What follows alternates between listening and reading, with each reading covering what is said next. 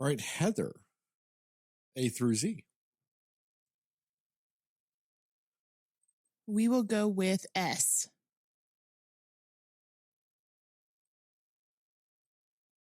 So a trailer came out last week for the sequel to the incredibly amazing Planet of the Apes trilogy with Kingdom of the Planet of the Apes. Nice. Pretty good. It looks actually like they're rebooting the first Planet of the Apes movie, but it's still in the continuity of the other movies. So it looked really interesting. Really liked it. I'm really excited about it because I love that franchise.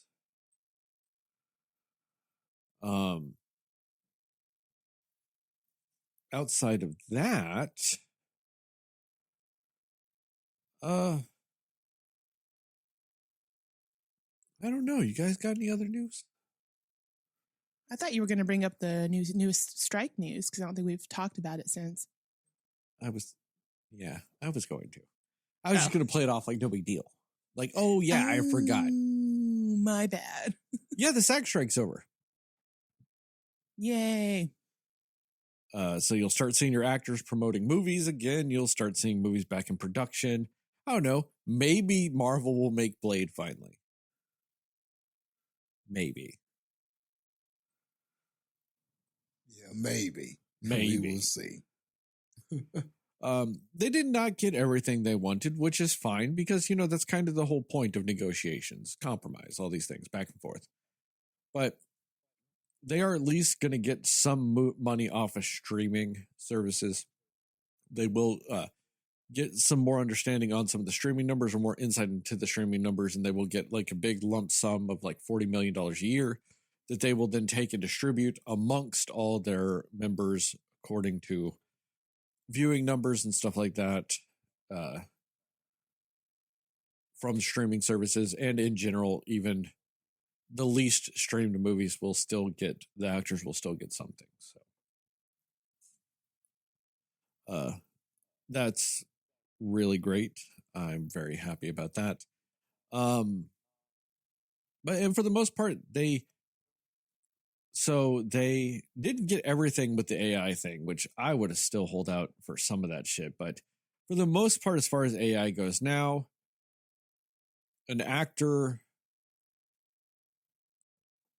can have their image scanned and used in movies, but they can only be reused upon consent, which means a new contract or whatever, or new usage agreement, to where if it's scanned for one movie, but they want to use it in another, they can make money off that. So that's good at least. And they also did put in there the idea of not being able to use it for something else, like a Frankenstein AI image. So it's like you can't take Bob's like body and Steve's arms and put Mark's head on it and just say, but we're not using that actor. We're using parts of everybody. So it's not the same. They can't do that. And so that's good. And there's like penalties in place and all kinds of stuff to where they are able to monitor and actually enforce some of those things. So that's good at least. But we'll see, because it's only 3 years till the next one. So there's no telling what kind of bullshit's going to be the main focus in that contract.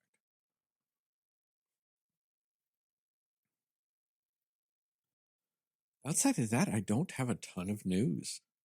You'd think I would, but I probably forgot it. Oh, in today's news, supposedly, even though, and this is like the 9th person they've tied to this film, but we'll see. Pedro Pascal is being eyed to play Reed Richards of the Fantastic Four. Okay. They have thrown a lot of names in specifically for Reed Richards. Yeah, but he's like the 90th person this month to be like close to being Reed Richards. So we'll see. I don't hate it, Wasn't Adam Driver one of the options as well? Adam Driver John Krasinski was thought at one point. There was some other random fucking guy. I don't know, some young guy. I know at one point they wanted Austin Butler for something. Whether it was Johnny Storm or Reed Richards, I don't know completely off the top of my head. It's just all kinds of stuff. Who knows? What's his name? Glenn Howell. From AP Bio and Always Sunny in Philadelphia, and the Blackberry movie was also eyed. So he's the one in Maverick, right? No, Glenn Powell. Oh no, that's no. This is the guy that's like was in AP Bio. He's in Always Sunny in Philadelphia. He's one of the main guys in that. He's also in Blackberry. Maybe Glenn might be his name on the show. In Always Sunny in Philadelphia. I don't know. Like I Glenn Powell is the guy from Maverick, but I think I know who you're talking about. Yeah. Okay. And like I said, he's one of the main guys in that Blackberry movie about the founding of Blackberry. Okay. Oh, Glenn Howerton. For all the people that were like throwing a fit. It's Glenn Howerton. I was close. You were. It makes sense. Damn it. There was the W and the last name. I get it. I was just trying to figure out what I might have known him from. Okay. The things I said, nothing else exists. Although Glenn Powell wouldn't be a bad choice either, to be honest. Yeah, he might be for that. Like specifically Speaking for of all Reed that Richards. comic stuff. What's up? I was just gonna say, speaking of all that comic stuff, are y'all hearing that, and I don't know if this is rumor mill or if this is like official or anything, but I've been hearing that they've been talking about pivoting off of Jonathan Majors and Kang. Yes. Going a different direction, and a likely candidate is Dr. Doom. So where a lot of that ties into is the fact that the Jonathan Major trial is this month. Well, no, I'm sorry, in December, I think, next month. So Marvel's kind of working at it from two angles. Either trial happens, he gets acquitted, everybody's okay, and we have Kang. Second option is Jonathan Majors might get acquitted, but still might look really bad, so therefore they still pivot away. Or he might get convicted and they pivot away. So in that instance, I think the rumor is that they would actually have Dr. Doom show up, kill Kang, and like in a movie, just show up, kill Kang, and bam, it's the Dr. Doom story. Which isn't the worst way to set up Doom as a big villain in this, because it's like you set up the big villain as Kang. You're like, oh man, Kang's the scariest motherfucker ever, all this other shit.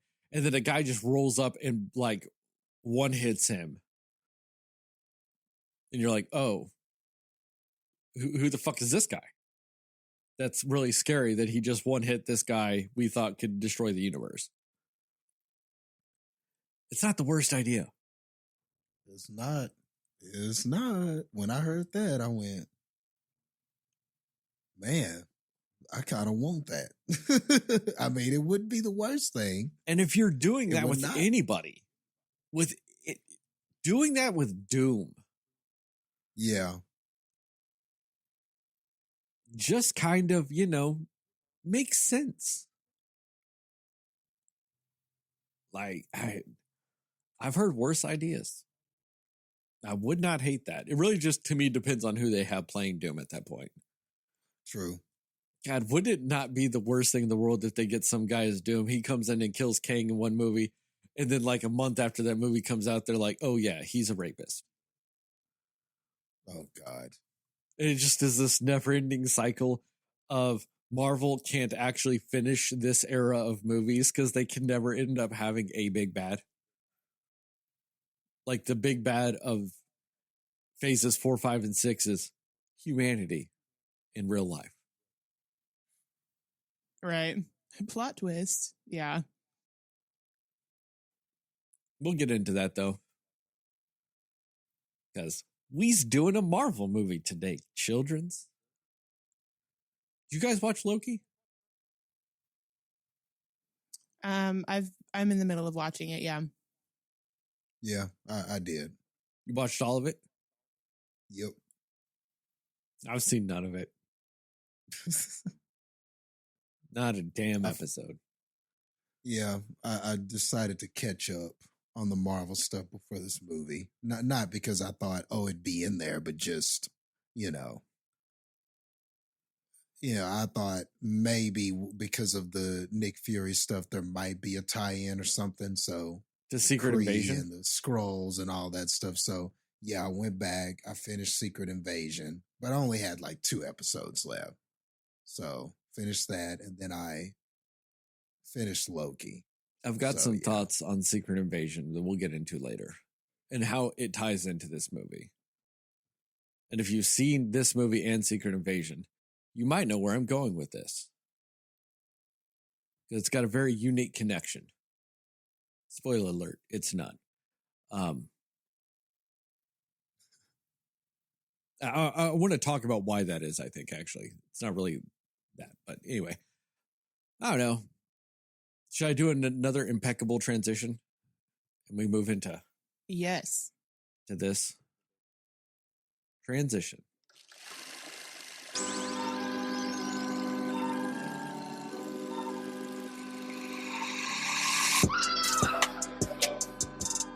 Somebody will listen to me.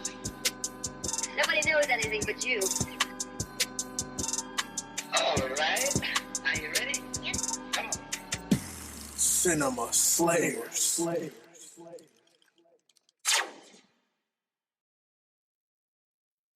Hey, Cinefans, and welcome back to another episode of the Cinema Slayers podcast. I'm Sterling, and as always, I'm joined by Heather and Jastin. And tonight we are going to talk about what we liked, didn't like, and everything in between with the newest MCU entry, the Marvels. We will go spoiler-free recommendations and scores, and then into a more spoiler-centric section with time codes in the description to allow you to jump around if you so require. And with all that,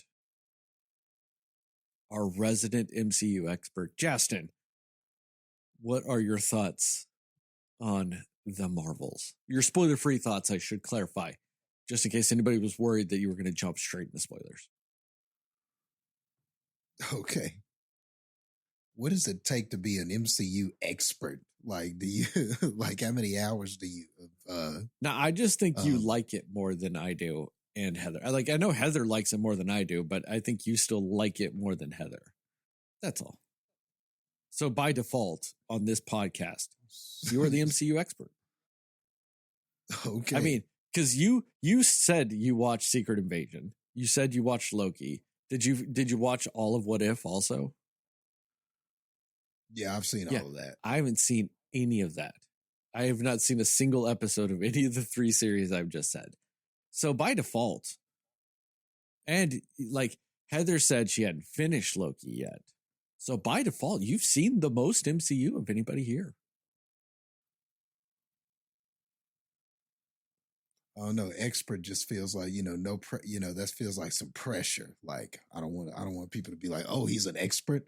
Well, We would never he better question know an he better expert. know all the tie-ins. He better know all the the ins and outs. He better know everything that's going on in this movie. I don't want that kind of pressure in my life. I'm just saying, I get what you're saying. You were the most seasoned veteran of MCU watching on the Seasoned. podcast.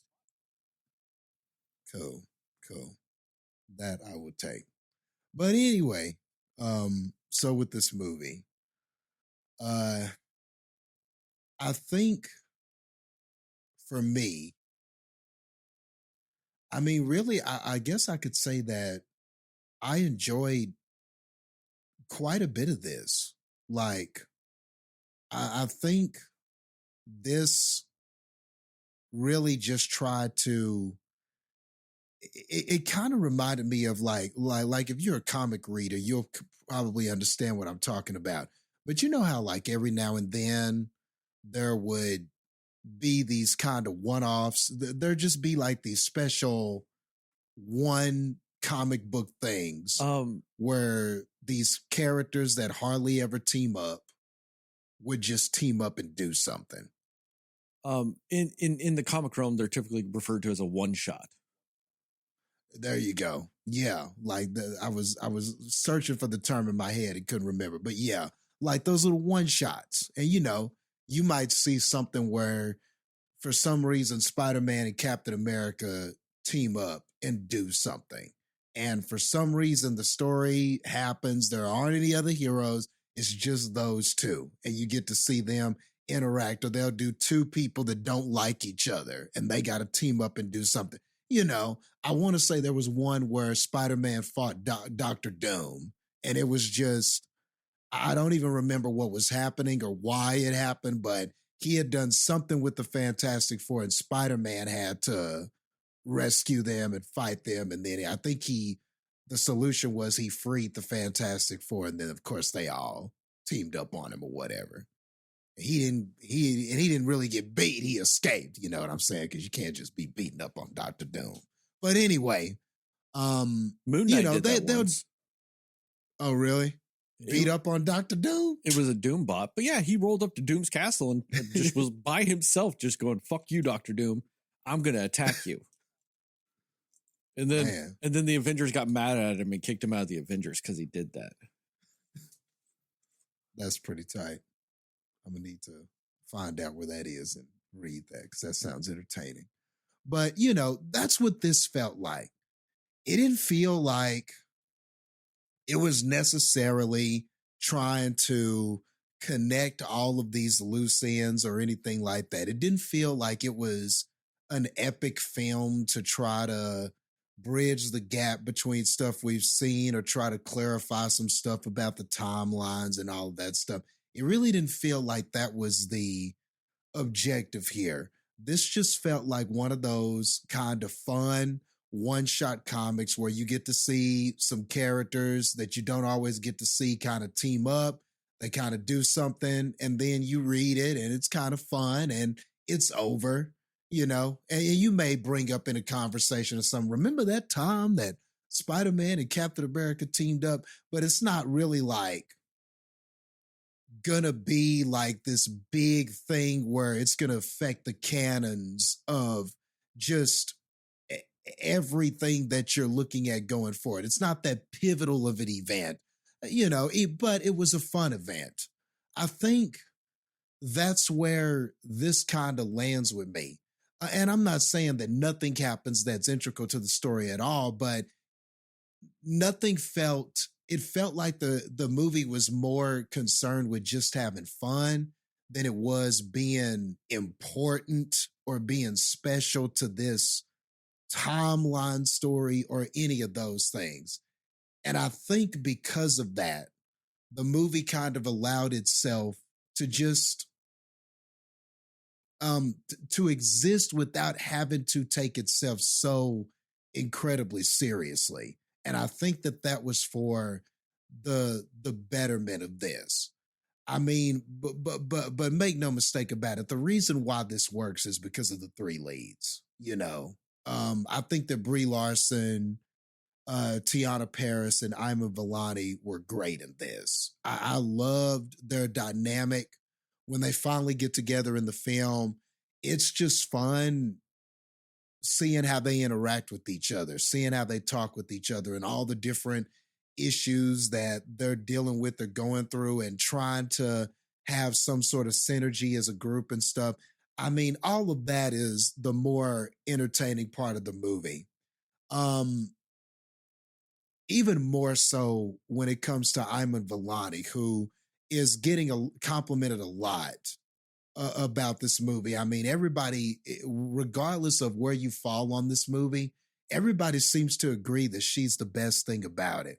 And I'm not really going to say anything different. I loved Miss Marvel, and she's great in this too. Like, there's just like a real sense of joy that comes from her. You can tell that she's having fun. You can tell that she really is. And when you look at her story and how she got casted for this and everything, she really is just that fan that is getting to play the character and the very thing that do the very thing she's a fan of. you know? And that I think is palpable in her performance. So like she really is the heart of the movie. So like whenever we're arguing amongst each other, she does something or she just has an interaction or whenever there's an awkward moment, she'll just like smile or something. And I don't know, she's just very endearing and charming and all of that just really comes through in the movie. Um the movie I think does take some big swings at comedy. Um and tonally with what it was doing with this definitely was not what I expected because you know after you watch the first Captain Marvel, and I did go back and watch that, so maybe I am the expert here. I don't know, you know, but I did go back and watch that, and when you watch that movie and you go to this one, which I mean, I mean, I feel like this is a Captain Marvel sequel tonally, it is in a different place entirely from that first movie. So when it's taking these swings at comedy, I don't know if all of those things landed with me, but a lot of it did. You know, it got laughs out of me when I think it was, for the most part, when it was trying to. And I do appreciate them kind of just going all in on we're gonna have fun with this more than we do anything else. And I think that really does shine through. The choreography and the fighting. And I think if everybody who's seen a preview, you know that there was going to be this dynamic where we're switching places with each other because of how our powers are being activated and everything like that. And you know, when I was watching the preview of this and I saw everybody switching places and stuff, I was like, that could be fun.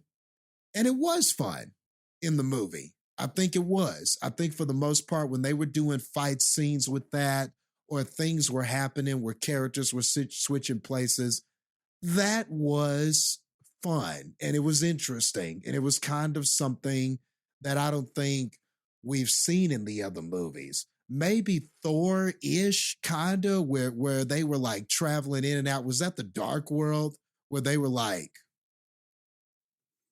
traveling in and out of portals?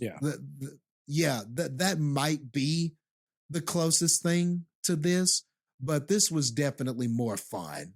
I think it made the fighting sequences, especially that opening, that one towards the beginning where there's just nothing but chaos, and you've got Kamala Khan's family, and there's a alien fighting. All this crazy stuff is happening. You know what I mean? But that was a fun fight scene. The last thing I'll say is I do have some issues with the movie. There are some elements like the villain that I think are weak in the film. Probably could have been better. I think that would have made the film better. I would have liked a little more development there. And I think, so I think the movie, and these are things where I think even though the movie is a brisk hour and 45 minutes, I think because it was so short and because we were doing things so quickly, I think the villain is one element that suffers from that. I think that is a problem in this film. Also, there are parts, and this will be the last thing I say as far as a problem, and I'll do a deep dive when we get there, but to spoilers, but also I think there are times where something is supposed to hit emotionally, and sometimes I don't think it lands completely because we are moving so quickly. So sometimes a movie needs time for moments to breathe, just so you can kind of feel it. And sometimes this movie, though I think for the most part the performances are so good that they do the best that they can and they get by. But I think if the movie was longer, some of those emotional things could sit and we could develop them And maybe I would have felt more for those things. But ultimately, it's not without its problems. But I think overall it was fun. It was fast. It was fun. I liked a lot of the character dynamics. And even though not everything lands, I think most of it does succeed at just being a fun kind of one shot kind of comic book film. I'm gonna go Heather. I want to throw you for a loop, keep everybody on their toes. For the most part, Justin, I actually agree with you. I liked the lightheartedness. I liked the fact that the fucking universe wasn't going to end in another fucking movie.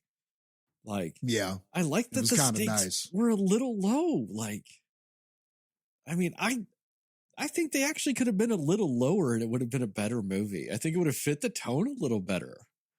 And I've got my theory on how you fix that that I'll do in the spoilers, but I thought for the most part the humor was fine. I thought, it's probably I like the fact that it went a little bit brighter with some of the things. I like the fact that it went a little silly with some things.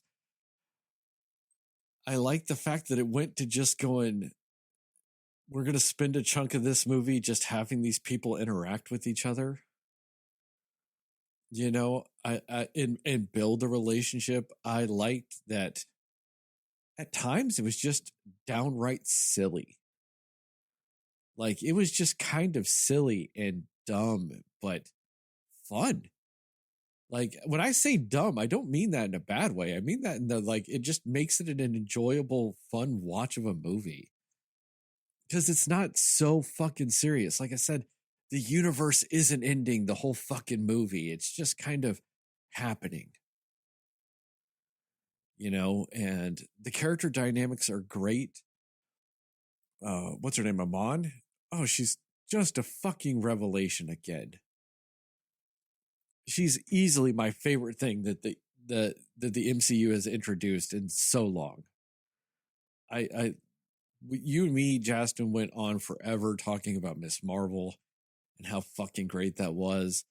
And this movie did a fantastic job of bringing her into the MCU properly within a movie's context and not destroying that character that they fucking created in that show.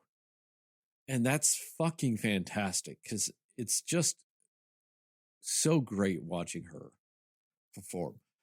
I really liked Brie Larson in this. I thought she was fucking great in this too. Any fucking person that was complaining that she was so fucking wooden in the first movie. All right, what the fuck are you going to say now? She wasn't that in this. Like, she's the exact opposite of this one, which is funny that I still enjoyed it because, like I said, I thought she could be, she could have been more wooden in the first one because I think that would have fit the character that they were building. But, in this, she's not that. So to me, I like that progression of if she is stoic in the first movie, this is what, 30 years later? She's not brainwashed anymore. She actually is like trying to recover her memories. She's, been on her own. She's been on some adventures. She's been to more places. So I like the fact that she's not the same character because you get a more accurate representation of 30 years fucking passing and doing different things and, and doing all this stuff. So I loved the fact that wasn't the case. What's her name? Teyana Paris. She's fucking great too. Continuing the things that she was great in WandaVision. She just rolls up into this going, hey, I'm still going to be a great character. And her, Amon, and Brie, they had fucking great chemistry. And ultimately, that's the heart of this movie, is the chemistry of those characters. Then there's, Samuel L. Jackson just rolling in, just showing why he is just an all-time legend in Hollywood. Like, just showing why the MCU was smart with having him be that version of Nick Fury, because you can have him do all this serious shit, in the Avengers and Winter Soldier and all this other shit, And then you could have him show up in this movie and also be a little silly. I feel like he's just being Samuel L. Jackson with an eye patch. Pretty much. Yeah, he's just and I'm fine with it. He's just a kooky guy in this movie. But it doesn't feel out of character. He is so good at being Nick Fury. It doesn't matter if he's being serious or if he's being a little silly. He's Nick Fury. And I have to admit, coming off of Secret Invasion, Nick Fury, and going to this, him and the Marvels, I think I prefer the Marvels. I think I prefer him like this, in situations like this, doing this, more than I did what was going on in Secret Invasion. You know, I feel like I like this version better. I think, you know, it's the same guy, but like I said, I've seen no Secret Invasion, and I already agree with you. Yeah, I guess just to explain what I'm talking about without necessarily I'm just saying, but, like, you know, it's just way more serious, and it's a little more dry, you know, as far as just the tone of it and everything. And it's a, you know, and it's a spy mystery thing, and, you know, it's got some intrigue in that way, but the acting that he was doing in that is nothing. It's night and day to kind of how he's acting here, while still, you know, being Nick Fury. And I just think I prefer when they do this kind of stuff with him, you know. Yeah, I mean, and just off her being fun, or him being fun in this movie. Yeah, I prefer that Nick Fury. Like, all the problems I've had with the MCU, I felt like a lot of it got dropped from this movie, because it's not just, you know, the world or the universe is ending every fucking second of the movie. It's just that weight is taken off its shoulders. And I feel like you feel that in this movie with, you know, so much about it. It feels more like it's a day in the life of a superhero type of thing than anything else. You know, it's a fucking road trip movie for part of it. And which is great, because once again, it goes back to what I was saying, what I've said so many times. I've always preferred the MCU when they do a genre movie and they just make it a superhero movie also. So if you look at this from the context of it's a road trip movie, or like a road trip buddy comedy, just with superheroes added to it, it kind of works. You know, up until we get to, what's her name? Zalway Ashton? Who is the villain? Darbin, is that her name? Yeah. Darbin? Yeah. The villain of this film. I have never seen a villain that did not need to exist more than this. And I don't mean that in any way, shape, or form as a critique of Zalway Ashton. It's not her fault in the slightest. They wrote a nothing character. They wrote a piece of paper as a villain. What the fuck was she supposed to do? Meryl fucking Streep would have had difficulties making this villain fucking interesting. Because she did everything she was supposed to. She did every single thing that they wrote on that page for her to do. There was just no saving. Just the equivalent of learning the recorder in elementary school of a villain. Just utterly fucking pointless. And there was zero need for it. They wrote a fucking almost like vengeance of genocide backstory for this character. And they made that a nothing motivation. How the fuck do you have the near genocide of your people be your motivation? And your character just feel pointless. This villain is the definition of an afterthought. They wrote the whole movie and went, fuck, we don't have a villain. And they just went like search and replace with some word and just inserted villain into this movie. It's tragic what they do with this. I have never seen a more MCU thing than just throwing a villain in a movie to die than this. That I know that was a big criticism of the MCU for the first two phases, is just villains are there to die. And they went, oh, you want to see a villain made to die? We will just have that. And that is all the villain is. And it's sad. My other big criticism of this movie is I feel like you can feel this, like the hatchet job that the MCU did to this movie. I feel like there are scenes and story elements of this movie that had more to them and that they just cut it out for time. This isn't a big spoiler. They go to a planet where people sing. And I'll go more in depth with that later. I feel like they just fucking cut that shit up like Edward Scissorhands. I feel like there was so much more that they wrote and filmed for that they just cut. Because they go to it. It's actually really interesting. I really actually enjoyed that part. And then they go, okay, and now fight. Like it felt like they cut 10 minutes between them getting there and the fight just out. And I felt like you could feel that all throughout this movie. Just different sections of like 2 minutes cut here, 3 minutes cut, just hatcheting out scenes.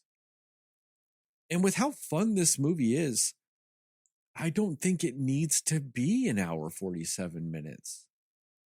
You could have had this be a standard 2-hour Marvel movie and it would have felt fine still. I don't think it needed a breakneck pacing to be interesting. The character dynamics and the humor could have carried you for a little bit longer of a movie. Especially when your villain has nothing. When your villain has no story, why are you cutting the story of the only people that have one? You're not wasting time on your villain. You spent no time on that. Why are you cutting the only story we get out of this fucking movie? I don't understand it. Especially because that's what made me happy. That's what I enjoyed.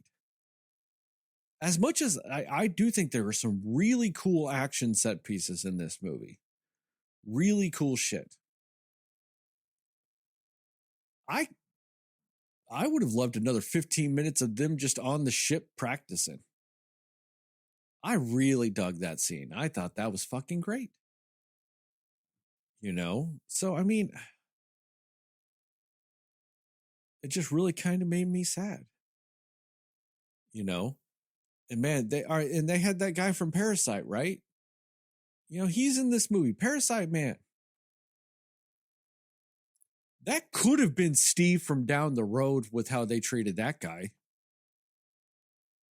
Why the fuck do you go out of your way to get anybody that is just acted in anything to play that character? He's got like 4 lines of dialogue. Done.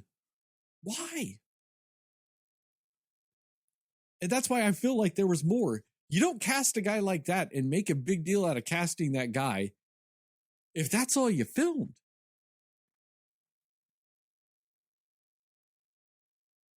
And then I thought the end of the conflict, I thought that was kind of dumb. I'll get more into that. I thought Marvel went somewhere they just didn't need to go in this movie.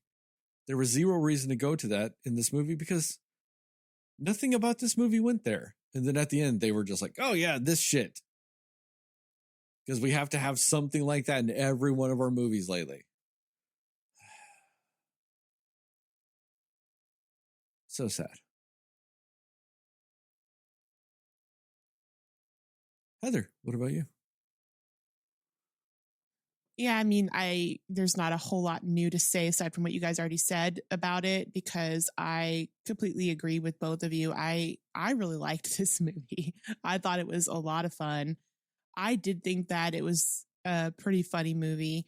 And the best thing about it is definitely the dynamics between the three main characters. They were all really great together. And like, part of me just kind of wishes that The Marvels was a TV show after seeing that dynamic, because they're just like seeing just their misadventures and like learning how to work together and just building their relationships with each other. I think would have been a really cool series to do, but I'm glad we got it here. And I agree also that they definitely did the dynamic of them and their story way better than the overall story that involved the villain, because it just, and I agree, like there's nothing wrong with Zawe Ashton. Like she could have been a really good villain if they had given her more to work with on that. But yeah, I mean, I just, the faults of the movie are, it's a little easier to overlook them in this one because of how fun this movie was. And it is interesting because I feel like, yes, all of these characters that aren't always super lighthearted all the time, right? Like they're like Captain Marvel or Nick Fury, you know, they're not always this way. And that's why it does kind of feel a little bit like it's a Kamala Khan movie almost, because it almost feels like she's just so magnetic to everybody that she's around that they sort of just give off a more easygoing vibe being around her because of her character. And which is kind of cool. And I don't know if that's on purpose or not, but it just feels like with her in the mix, all of these other experienced superheroes feel like a little bit more, I don't know, at ease, or just a little bit more like they're having fun too. And I really enjoyed that. Because Nick Fury in this, like, he was really funny. He had some really funny lines. Kamala's family was hilarious in this too. And I really liked the whole, like, just the very different views in this movie that you see that Monica and Kamala have of Captain Marvel and their reasons why, and sort of the story that they develop as to what's going on there, I thought was really interesting. And I enjoyed that more. And just the general concept too of, oh, we all switch powers when we use them and things like that. Like, that's just an interesting idea. And they could have done a lot of cool stuff with it. And they did do a lot of cool stuff with that, I think. And they didn't overdo it, you know what I mean? But you see this, the progression that they're making and learning how this actually works and stuff like that, and learning how to work as a team. And I really liked that aspect of it. And it's just more colorful, and it is definitely silly, but for whatever reason, the silly just works. And it doesn't take itself too seriously. It does have fun with it, and it still tells a really good story, I think. And I just had a lot of fun with this one, more than I've had with some of these superhero movies lately. And I appreciate that, because it's always like, it's the end of the world and we have to save everybody, and it's all over. And that's always the stakes lately. And it does. Yeah. I like that. It's just like, oh, it's just another adventure for my day type of thing instead. Like, I like that. I think that's a really good way to do this. And especially when you're adding in the mix somebody who is not an everyday superhero the way that Kamala, you know, she sort of is newer to this, right? So she's not going to have that experience. And so it's kind of like you're learning along with her in a way of, okay, what's it like to be a superhero? What do they do? How do I figure this out? And I liked that. I thought that was great. I just really, for the flaws that it had, like, I really just enjoyed this more than I have a lot of other Marvel movies, or at least as of late. And I just think, that does, it absolutely has to do with the dynamic of the three leads. But I do have to agree that,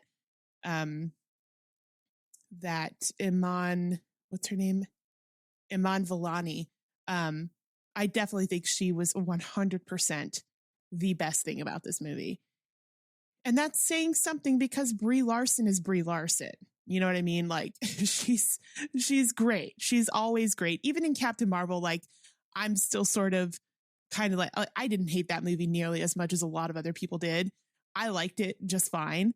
I like this better. I think she's better in this one. But yeah, it's kind of like, you know, I'm not the same person I was 30 years ago. So, you know, it's like, I agree with your point, Sterling, about, you know, it's 30 years later. She's dealing with it. She's becoming a different person. She's growing, you know, like she's not going to be the same character she was in the first Captain Marvel movie. And I agree with that. And I think that's a really great way to look at it. But yeah, I think that Iman Vellani is absolutely a gem. And like, she's just this pure, wholesome character that she does in this, where, yeah, it's like she brings sort of like a hopefulness, even in the midst of all of this crazy stuff going on that they're having to deal with. And you see that even like, she just so quickly wins over Nick Fury. She quickly wins over Captain Marvel. She just wins everybody over so fast because of just who she is as a character. And she's just very relatable. She's just very much a teenage girl. And I love it. I think she's so great. Yeah, just all of them together were just, I think it's one of my favorite dynamics of superheroes that I've seen. I think they're just so great. So yeah, it's one of those movies that, is it as far as like the storytelling aspect and as far as like all of these Marvel movies we've seen, is it the best one? No, but it's by no means the worst. It's kind of, you know, I think because it leans more on the fun side of it, I prefer it over a lot, because I miss when Marvel was about the fun instead of just the dramatics and the emotions, which are great. But sometimes you just want a fun superhero movie that's good and not a bad one like we've seen in other instances. So this kind of hit the spot there for me. Recommendations and scores? Yep. Recommendations and score. Let's change it up again. I'll go first. I do recommend it. I mean, if you are any sort of fan of the MCU, I don't see why you wouldn't like this. Just in general. I mean, it's not the best Marvel movie ever made or anything like that, but I'll be damned if it wasn't one of the ones I prefer watching recently. I mean, especially over what? I mean, it's better than Quantumania. It's better than, I think it's better than Multiverse of Madness. I mean, if you're going of all the movies after Endgame, let's just say after Far From Home, I should say, because that's the end of Phase 3. Of all the Phase 4/Phase 5 movies, I mean, this is definitely up there to me. I prefer it over Black Panther 2. I'm not trying to say it's better. I'm not going to have that argument. I'm saying I prefer this over Black Panther 2. I'd rather watch this because I could rewatch this over and over again. I think it's kind of up there with Guardians of the Galaxy 3, which I do think Guardians 3 is better overall, because I think, you know, you get the history with those characters, you get all this other stuff. But, you know, as like a weird replacement for Guardians, like, as you know, because Guardians is ending, you know, and so now that you need a new space team, hey, I would not hate it if the Marvels was the new space team of the MCU. I think there's a lot of interesting stuff you can do with that. When you're going to like a strictly comedic MCU type of film, this is leaps and bounds better than Thor: Love and Thunder. Just in almost every conceivable way. I mean, not every joke lands in this, but God, it felt more effortless than Thor: Love and Thunder did. Thor: Love and Thunder felt like they were just fighting and clawing to get every joke they could out of that script. this just kind of felt like they were just doing some jokes. You know, it felt way more at ease with what it was trying to do than Thor 4 did. I am going to recommend it. Like I said, I really did enjoy it. On a purely cinematic level, is it a top tier Marvel film? No. I do think it's up there though with the watchability of Marvel though. Of just some of those older Marvel films, the sheer watchability of this is just off the charts.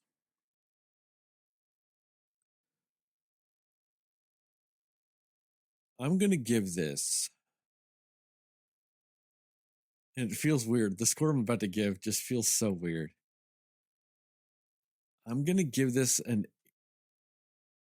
81. 81 kittens just eating fucking crew members on a space station out of 100. Jastin, what about you? Yeah, I think we're all probably going to wind up being in a similar camp. Like, I recommend it too.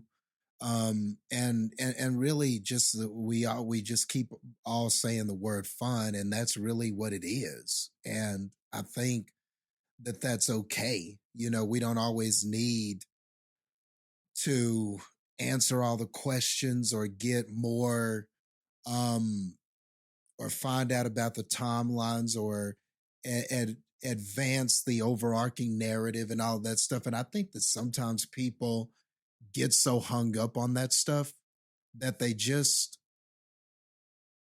aren't having any fun when they watch these movies, you know, and that's ultimately what it's supposed to be. Like Marvel, the comic books are supposed to be fun. They're supposed to be just lighthearted. They're not always supposed to be like, you know, they can have a serious tone, but at the end of the day, this was supposed to be about you having fun. What I remember growing up is picking up a book and just enjoying reading it. And then life goes on. Like it doesn't have to be the end all be all or this like, not every one of them needs to be a masterpiece or anything, or nor should we expect them to be.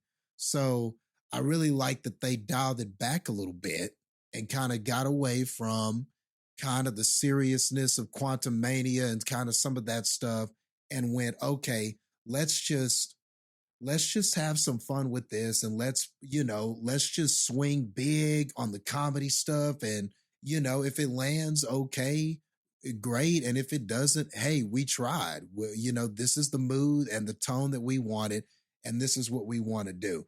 And I think it was the right tone and the right kind of movie for this pairing specifically. So I think that they made a lot of good choices. And even though it doesn't do everything right, I agree, Heather, that you forgive a lot of the things that it doesn't do right, because what it does do right is so fun and entertaining and engaging, and the performances you get. So it really more than makes up for any problems that it has. And, you know, I had some ideas on maybe some things they could have done to kind of clean up the movie, you know, because that's what we're doing. We're critiquing. But ultimately, really, none of the things that were wrong with it stopped me from enjoying it. And I think that that's really the mark of any good film. There is no perfect film, but did you enjoy what you watched more than the flaws and the things that you didn't like about it? And that ultimately is the mark of any movie. And this movie succeeds more than it fails, succeeds a lot more than it fails. So I think that's the fairest way to be about it. So I'm going to go. It's very surprising for you to give a higher score than I would give, Sterling. This might be the first time in history you've given a Marvel movie a higher score than me. A Marvel movie, but yeah. but I am a little lower than you. My score was 75 hugs when you really need them out of 100, which was a great scene. Heather, what about you? I did love that scene. I definitely recommend it. I almost feel like Kamala Khan just single-handedly brought back the fun of Marvel. Like anything that her character that character is in, I've loved. And I know I wasn't able to be on the episode where you guys discussed the Ms. Marvel series, but I just remember giving my brief overview of it, and I was like, this is great. Like, I loved the Ms. Marvel series. I thought it was amazing. I thought it was so much fun. It was a straight up A movie or a show for me. It was so good. And it's kind of that. And it does have, and this is why it works better, I think, than Thor Love and Thunder, is because this one feels like it has a lot more heart behind it. Instead of just like, I want to throw out jokes because people loved Thor Ragnarok and how funny that was. So let's try to match that energy with this one, but not really having a focus, but just kind of, you know what I mean? Like, I feel like that's sort of why that one missed so much for me. And this one just has a lot more heart behind it and a lot more just really intentional character development that goes along with the fun that is in this movie. And yeah, I mean, there are sentimental moments, and I understand what you mean earlier, Jastin, when you talked about like it goes so fast that like those sentimental moments don't hit quite as much as they should. I actually, for me, for the most part, they did the job for me, but that's not really saying much. It doesn't take much for me to get emotional. So, but I just think that it is the rewatchability is definitely there for this one. And the soundtrack again was super great with this. I did really like the song selections they chose for this movie, and the action was good. The dynamics are great. And yeah, silly, but also just good and rewatchable. And if I think about a superhero movie, this is kind of what I would want it to be. So I completely think that it really, I got out of it what I wanted. I'll say that much. So yeah, I do recommend it. I don't think there's a reason to not watch it. So yeah, I'm going to give this, I'm actually also going to be just slightly lower than Sterling. I'm going to just give it an 80 planets where singing is your first language out of 100. What universe are we fucking living in that I What's like happened? an MCU movie more than both of you? What has the fuck happened? world is this? Wow. That is this movie. That's the magic of this movie. That alone just gives it 3 extra points because that's the first time that's happened. It's so weird. Cinescore on this official Cinescore is a 79. Spoilers? Yeah. Yeah. Spoilers. Did I do the recommendations and scores button? I think so. Yeah, you did. Okay, I don't know. When I hit that, I was like, I feel like I didn't. I want to start this real quick by saying one thing, and then I will let you guys go, and then I'll come back at the end to say more. But I was listening to a podcast talk about this movie, and they said something on there, and it's been stuck in my head ever since, and I can't shake it. And I want to do that to you guys before you talk. So they were talking about the villain of this movie. And they were talking about how it is kind of a little weird that ultimately the villain's plan of this movie is the same plan as the bad guys in Spaceballs. Of, we just need resources, so we're just going to go suck them out of the planet to get the resources we need. And that's been stuck in my head ever since. Just the more I sit on it, the more I'm like, It is Spaceballs. That's all that woman was doing, is just running around and spaceballing all these planets. And I'm like, fuck. And like the funny thing about it is like, she's like, oh, I'm going to go to this planet and get some air. And I'm going to go to this planet and get some water. Why don't you just get that all from one planet? Why do you need to go to a different planet? Like, was the air bad on the water planet? It seemed fine. Seemed like a very picturesque planet. I'm sure it had fine air. And how did the portals just suck the one resource out? How did the one portal just suck the air out, but the other portal sucked just the water out? Like, how does that work? I don't quite understand the mechanics of these jump portals and how they know what resource to steal. Especially when they were unstable jump portals. I don't understand. All right. Like I said, I'll come back towards the end. Heather, what about you? What are some spoiler thoughts you had about this movie? Yeah, I think that let me see. I mean, and the thing is too, like, I feel like there's not a whole lot of things to spoil that we don't really already kind of know is kind of the plot of it. But I will say that I think that especially the scene where when they're all getting together trying to figure out how their powers work together, and they're doing that whole thing, and she has the thing that she puts on them that's supposed to help with memories. I forget what that thing is called, but yeah, she uses that on all of them so that they could sort of try to figure out how to get to the villain again, right? And what her plan was and all this stuff. That was a really cool way to show just sort of their investigation skills and just their teamwork efforts, right? Because each of them had a different point of view and saw something different when they went there for when they switched out. And I really liked that, where they were like, okay, you saw this and you saw this, let's put all of this together.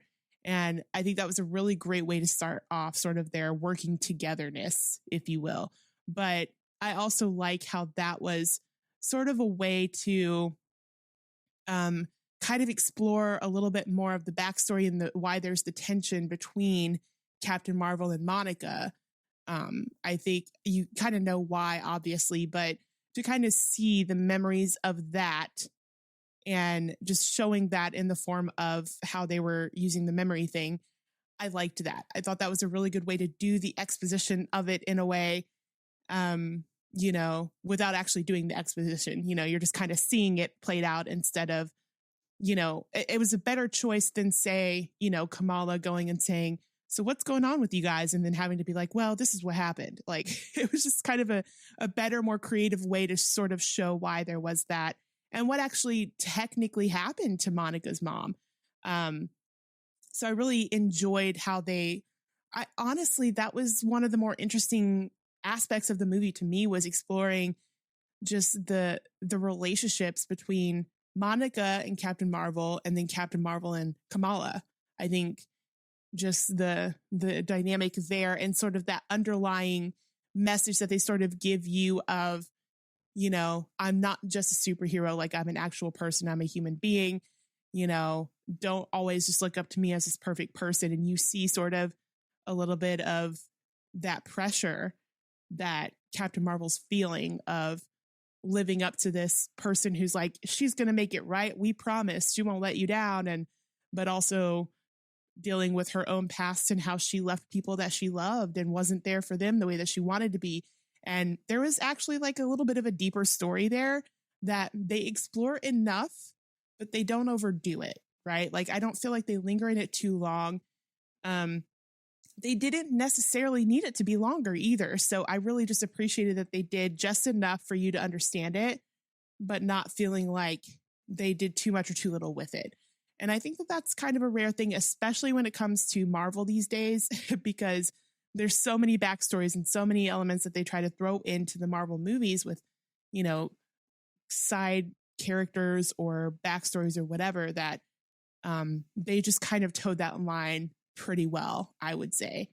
And I do feel like it did move quickly. And so the kind of the resolution part of that with them, I think went a little faster than it probably should have because we had such a shorter movie to do that in.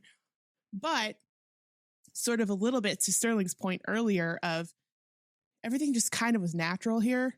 Like it was kind of like a natural resolution, right? Like they talked about it. They did kind of do their I'm sorries, but there was that natural segue of we're working together and we're going to just kind of make some jokes to show that we're cool because we need to get this done. And then naturally later on, the actual apology came. And I just liked how they did that because I feel like, once you said that, Sterling, about the humor of this, I was like, I think that's just in general what this movie does. Like, it's silly and goofy, but it feels natural. It feels like they're not trying too hard to be one thing or the other. They're just letting this movie be what it is.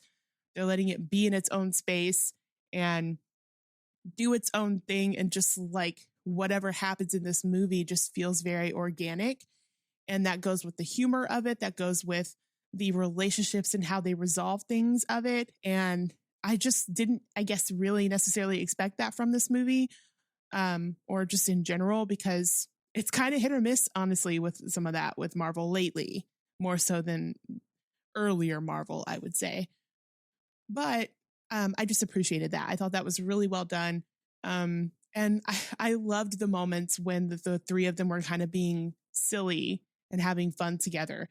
Kind of like what Sterling mentioned with they're learning their powers and they're on the ship and they're testing it and they're, the montage of them going through it and learning the stuff was really fun and practicing. But also the part when they're on the singing planet, if that felt so random and out of nowhere that I wasn't sure how to feel about that at first, because I'm like, what is this? But somehow they pulled it off. Somehow it just worked. I don't know why. I don't know how, but it just worked. And like, I think that some of the funniest, like subtle moments of the movie were during that scene, because when they come in and they're like, oh, you have to like sing and dance for them to understand you. And you're just like, that's such an interesting and weird concept. But then like you see like Kamala is fully embracing that. And then Monica's kind of like, I don't know about this. And then Captain Marvel fully knows it and she's not doing anything. Like just very much their reactions to that scenario was totally in character with each of them. And I thought that was like a very nice, subtle way to keep with their characters and what they would actually do. And I just thought it was funny because Kamala was just like having the time of her life and just being a kid and just like, yeah, why is nobody else dancing? And it was just so like funny to me because I'm like, yeah, that's absolutely how that would go down in a real situation with a teenage girl on this planet. So I just appreciated that. And then when Captain Marvel is like dancing with the prince and they're singing, and then you just cut to Monica and Kamala on the side with drinks and like they're just kind of dancing with themselves. And it was so funny to me. And I don't know why I loved that so much, but it was just because their chemistry, all three of them, was so like, you feel like they were just BFFs, it just worked when they were all together on screen. So, and there wasn't a situation where two of the dynamics was better than the other two or whatever. Like all three of them had very equally great chemistry with each other. And I think that's rare, but I think it was important that happened because this movie is about three different main characters in a way. So I really think they did that well too. I also thought that Kamala's family was really funny in this. They were funny in the show too, but like, I don't know. I don't remember Kamala's brother being that funny, but man, he was really funny in this. Like he had just like these one-liners that just killed me. Like when he was with his dad and they were talking to the guy that works with Monica and they're like, oh, how old are you? And he's like, I'm 306 or something like that. And then he just like looks at his dad and he goes, oh, so you guys are the same age. Like just stuff like that was really funny to me and just very subtle, sarcastic humor that I enjoyed. Or just all of his quips to his sister about like, you can't leave me with this family. Like, you're not leaving with these two by myself. Like, we can't do that. And then him with the remote, like trying to mute his mom, who's like yelling at him at the end. Like, he was just really funny. And I don't remember if he was like that in the show or if they kind of added that for this movie, but I was here for it, man. Like they need to do more of that with him. It felt like a family. It felt like a real family just being stupid with each other. So I just really like that. And they were really more supporting characters, but it just added to the fun of the movie for me to have supporting characters that was also sort of what was going on with them. And yeah, and also Nick Fury just being Nick Fury all over the place, like just also trying to get the mission done. But I think understanding his surroundings and sort of playing into it, which is why he was more fun in this movie and more silly, because his surroundings were that way. It felt like, everybody he came in contact with was a little bit goofy or funny, and he just kind of played into it. He just kind of soaked up their energy and just went along with it. When he's like, with the cats and all of his, all of his cats and all the little kittens that he was playing with. And yeah, everything just worked as far as the dynamics between the people. And that's why it really, unfortunately, didn't need a villain. Like it could have just been, I don't know, something else, or just a villain that you get a little bit more from her. I mean, they try to make the connection of her with Captain Marvel. Would you call her the Annihilator or something like that? The Annihilator. And yeah, like you understand like her connection to that, why she hates her and wants to destroy everything or whatever, but they don't really dive into it. Like, and that is really the unfortunate thing about this movie, is because kind of like what we've talked about before, Marvel has done some really great villains at different points. They've had some really excellent villains. You got Thanos, you've got Killmonger, you've got, what was the Michael Keaton's character? The Hawk or something? The Vulture? The Vulture, yeah. That guy. Like, those are, for me, the top 3 villains that we've had so far. I mean, even the guy, the one from Guardians 3, like, he was a good villain. He was a really good villain. And they've done so good at creating villains with good motives, but also just like compelling villains. And I just feel like you go from that back down to this, where it just felt like a very side note or footnote of the entire movie was a little bit jarring. You know what I mean? Like, I just feel like they went backwards in the progression of how well they were doing their villains. And so I did definitely expect more from that aspect, kind of like what you guys said. Because, yeah, I mean, she was pulling off the villainy vibes, she was good with that. Like, it wasn't like she was doing a bad performance. But again, that also sort of resolved a little too quickly, because it was like she was mad and upset. And then it's like, how about we compromise and we agree to save Hala? And then she's like, okay, all good. We're good now. Like, that was weird, because it was a little bit like you've been holding on to this anger for so long that you've just vowed to destroy everything dealing with Captain Marvel. And then suddenly it's like, all right, we're good then. Fine. Like, on her deathbed, and essentially, well, there's that.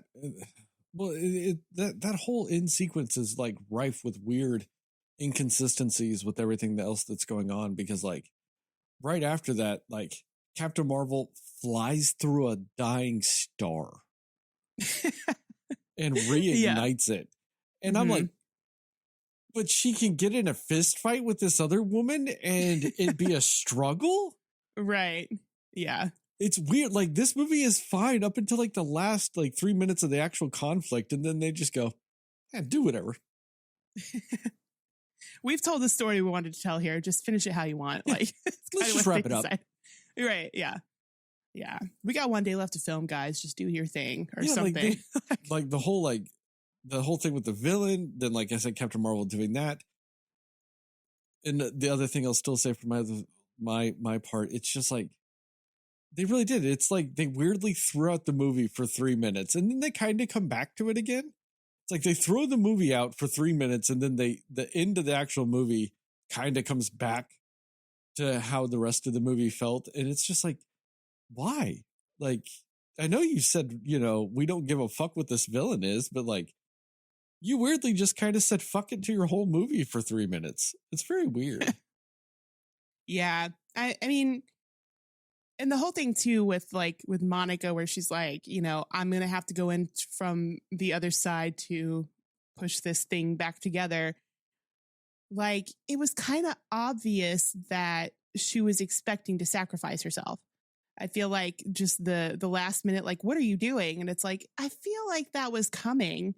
And I feel like that was sort of in a way understood, but you had to have the dramatic effect, I guess. I don't know. Or the person that you feel is like, the person that you've grown to be fond of, that's going to die in a sense. But it just, I didn't think that was it. I didn't think it was necessary to do that, but also like that also felt a little bit weirdly rushed, because it was like, she's like, no, don't do it. And then she's like, I always knew that I was going to have to not come back. Like, okay, like that was very anticlimactic for this very emotional moment that we're trying to build right here. Well, but I like the way you phrased that though, Heather, because it's like, yeah, we all knew that. We know what this scene is. We've seen this scene 90 billion times in movies. We know the hero sacrifice scene when we see it. Right. It's not subtle. It's a very obvious scene when it's going to happen. And I think it was funny that the only person in the MCU universe and in our universe that did not know that scene was happening was Carol Danvers. Right. Yeah. Somehow she was the one surprised when I'm like, you fought in the Infinity War, you fought in all, and you know what this is like, but, and it was, that was just odd to me, because I was even thinking as that scene was happening, I was like, Carol's a lot more agreeable to this than I would expect her to be, considering she doesn't like probably want to lose her the way that she lost her mom. So it just, to me, I was like, this is an odd way for her to react. And then you realize that she's like, wait, what is she doing? And like, it didn't register for her that was going to be what this was, Well, especially when she said, I have to go on the other side to do it. Like, I feel like that was kind of obvious. You know what I mean? Well, it's really also funny now that you put it in another perspective with the Infinity War. She watched Tony Stark do it. Right. She watched it happen. She just stood there and watched, because she is a direct part of that scene. Yeah. Because her and Thanos are fighting with the gauntlet, and then it's like, oh, wait, Tony's got the gems.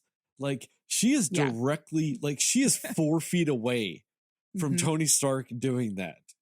Yeah. She has literally the best seats in the house for the hero sacrifice of Tony Stark outside of Thanos. Right. And she just has no clue that Monica's doing that. No PTSD of anything with this. Like when it was, just not clued in at all. She does not sit there at all and goes, this is weirdly familiar from that thing that happened about 8 months ago.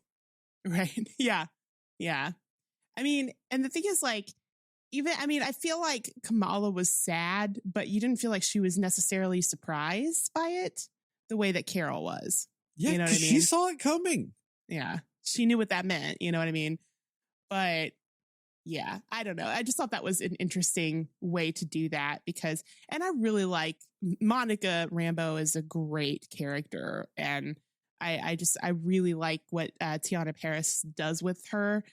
And I was bummed out because I was like, man, I don't want her to have died. Like, she's such a great addition. And I feel like she just got here in a sense. And then obviously you see that, she's going to be returning in some way in the future. Who knows when that is? But, it was just kind of like weird to me that was like a surprise to Carol. But I don't know. But apart from that, I do, again, like the dynamics and the actual other moments in it that were actually sentimental that worked, like what you kind of referred to, Jastin, with the hug scene where, they just go over the memories of her mom, and she didn't, Kamala did not need to say anything. She just kind of went over and hugged her, and that was it. And then kind of did a group hug. And it's one of those where she is sort of like that light for them, because they wouldn't have done that on their own, but she's just like, come on guys, we're going to do it. And they just go along and they're like, okay, fine. It was good that we did this. And So I thought that was actually a really great scene and a really great moment because it felt very sincere. And you did feel kind of the emotions of that, of sometimes you're like, you just have that friend and you don't need to say anything. You just need to be there. And that's it, you know? And I think that that was very fitting for these three characters, right? So I did actually think they were going to do a moment of Kamala realizing how much of not a good person Captain Marvel was and go on an arc of why were you my hero for so long? But I'm really glad they didn't do that because it was kind of so shortly after her and Monica having their conversation that she's like, listen, I'm sorry. I don't want to be like that, whatever. So I'm glad they didn't go down that route because I really thought that's what they were kind of building up to for a minute. And I just don't think the movie would have worked as well if there was that weird piece of her not being a fan of Captain Marvel anymore. Like the dynamic would have been ruined at that point. So I'm really glad they didn't really do that part of it. So yeah. And then my only other thing too that kind of had that was questioning towards the end scene was when Carol pushes what's her name? Darbin away and like she has the cuffs and everything. I didn't realize that Kamala could use her powers without the cuff. And I know she used it to kind of do the big hand to bring them back in after that whole thing happened. So I think that just kind of threw me off and I was confused because I just thought that she could only use her powers with her bracelet on.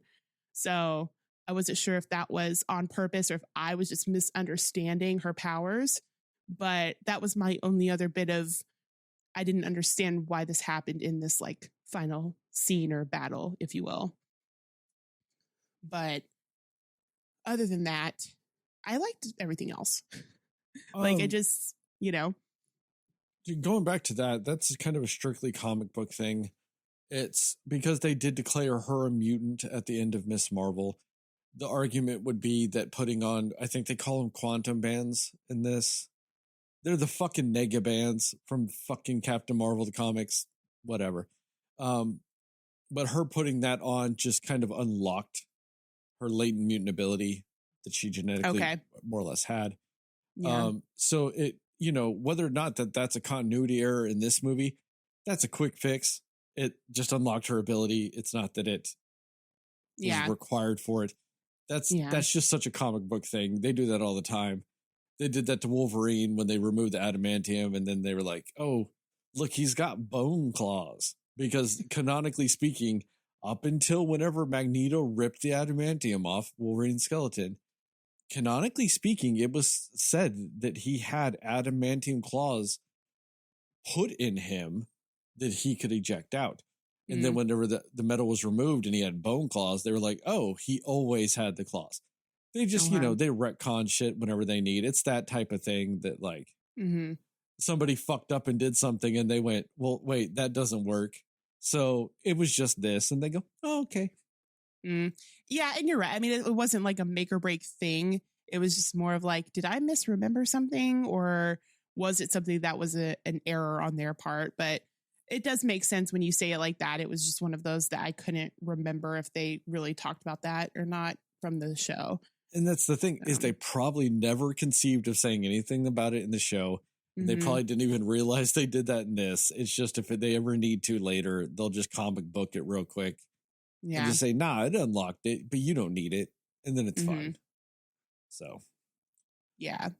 I also did like it was kind of dumb, but it kind of worked with when Darbin realizes that she has the other bangle.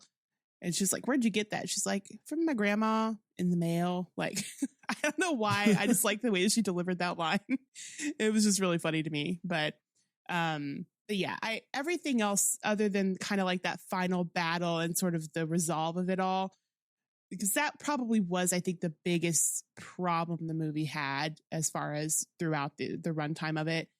But yeah, everything else that they did really just worked well, I'm curious if that whole thing about at the end when Carol says, oh, I don't have the key for this plane. and Monica has her, whatever. I wonder if that's going to play into something later, or it could just be like they'll between each other when she comes back, because she's coming back, like, oh, I kept it here for you or whatever. But anyway, I hope it doesn't. Just because that is such a weird scene to carry over to something else. Be like, you got them playing keys? Yeah. Okay. That's a weird thing to carry over as a plot point, but I mean, unless it's something that's going to be like, we need this plane to do something with a mission that happens. So I don't know, but who knows? I hope that never happens, because what are they doing where they need that plane? They've got Quinjets, but they need a little Cessna, little bitch plane.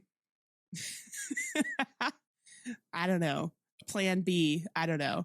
I'm just saying, like, I wonder if that was leading up to something, or if it was just sort of to be like, we still have hope that Monica's alive. I'm sure that's probably what it was. I think it's just a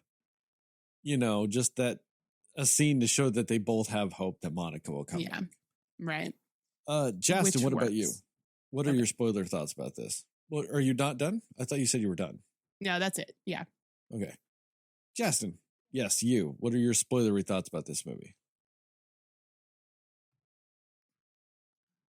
Yeah, so I think that just from the outset, they just really, you could just tell that most of the attention was with the dynamic of our three characters. That seemed to be what the writer and the director and the actors really wanted. That seemed to be the main objective that they wanted. And all of that is so superbly written. Like, just down to the whole thing of, like, the fact that Carol is the powerful one. She has all this power, but then, there was kind of this story about how her use of power kind of created this villain situation. And then you had Kamala Khan over here, and she was kind of like the heart of those three.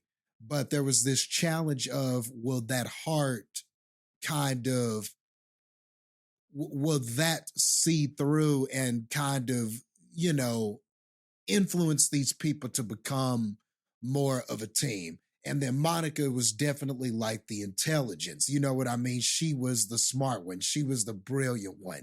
And everything was very, very practical, very scientific and everything like that.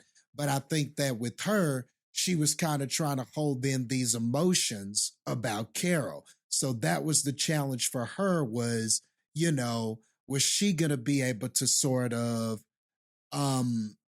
deal with some of those emotions and forgive, and then sort of kind of embrace the emotional part of her to go with the intelligence. So with these three characters, there was sort of something that each of them had to do in order for this dynamic to work. And so the movie really works with our characters showcasing that. So like that hug scene that we were talking about earlier is great, because in that you kind of saw all of it. You saw Carol kind of feeling powerless because of how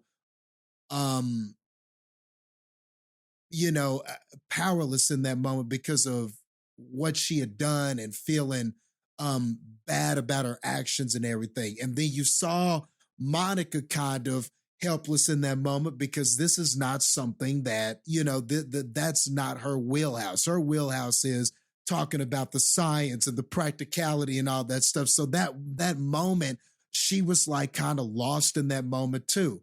And then it was Kamala Khan who just hugs and just is there, and is there to know that, you could tell that she was like the heart of that. And right there, she used it. And then, Monica's just still kind of standing there in that moment. And Kamala's like, come here, let's hug her together. Let's show her some support together.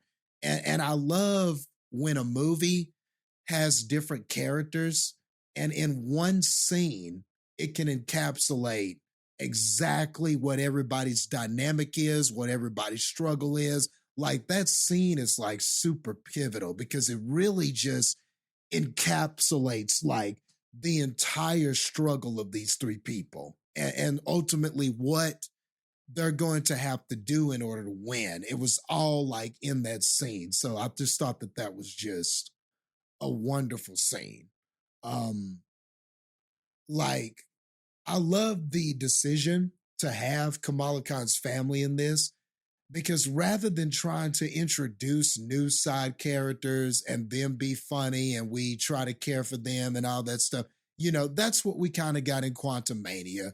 That's what we kind of got in Love and Thunder. You know, we're going to these places and there are all these kind of side characters and it's like, oh, look, you know, look at the yelling unicorn horse or whatever. You know, like they would have these little dynamics and things and gags, and you're supposed to care about that. I like how this sort of just said, let's just put them in the movie, you know, and have scenes with them. And even though they were side characters in this, we already knew them. We already knew their dynamic and we already knew how funny they were. So no need to bring in all these new people. Just capitalize on what you've already built and what you've already had. And I think that that was such a smart decision.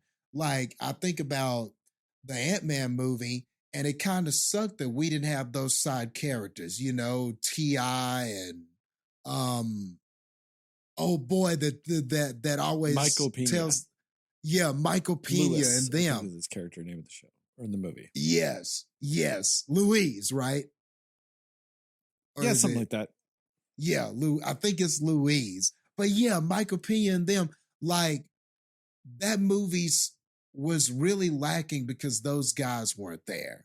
You know what I mean? It sucked that they were not there. And so we had, you know, Holes thing and, you know, all these other side characters that you really just, you know, it couldn't get those to work. So I'm glad here we were just like, let's just, you know, let's just bring Kamala's family over to this. And we can have some funny stuff with them interacting with Nick Fury, with them kind of being caught in the middle of this fight scene. And 1 minute it's Carol is there and she's trying to protect them. Then the next minute, all of a sudden, Kamala's back there. She's like, I'm sorry, Bob. You know, I'm sorry, Bob. I'm sorry, Dad. You know, and all this craziness is happening.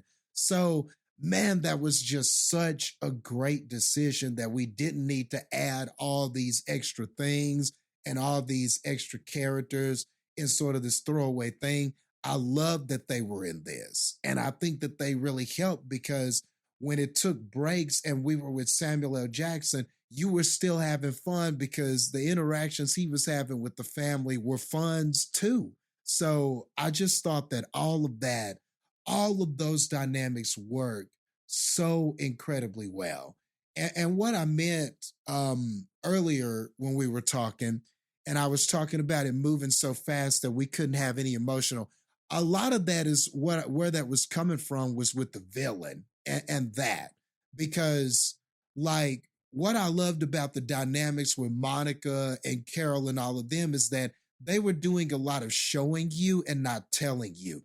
Kind of what you were talking about, Heather, where they got into those mind machines from the first Captain Marvel and they're, you know, logging through their memories and stuff, and you're getting a lot of exposition, but you're seeing it. You know, you're seeing what they went through. You're seeing what happened with Monica's mom, and, you know, you're seeing a lot of these things. But it felt like when we got to Dar-Ben and that story, we saw one thing.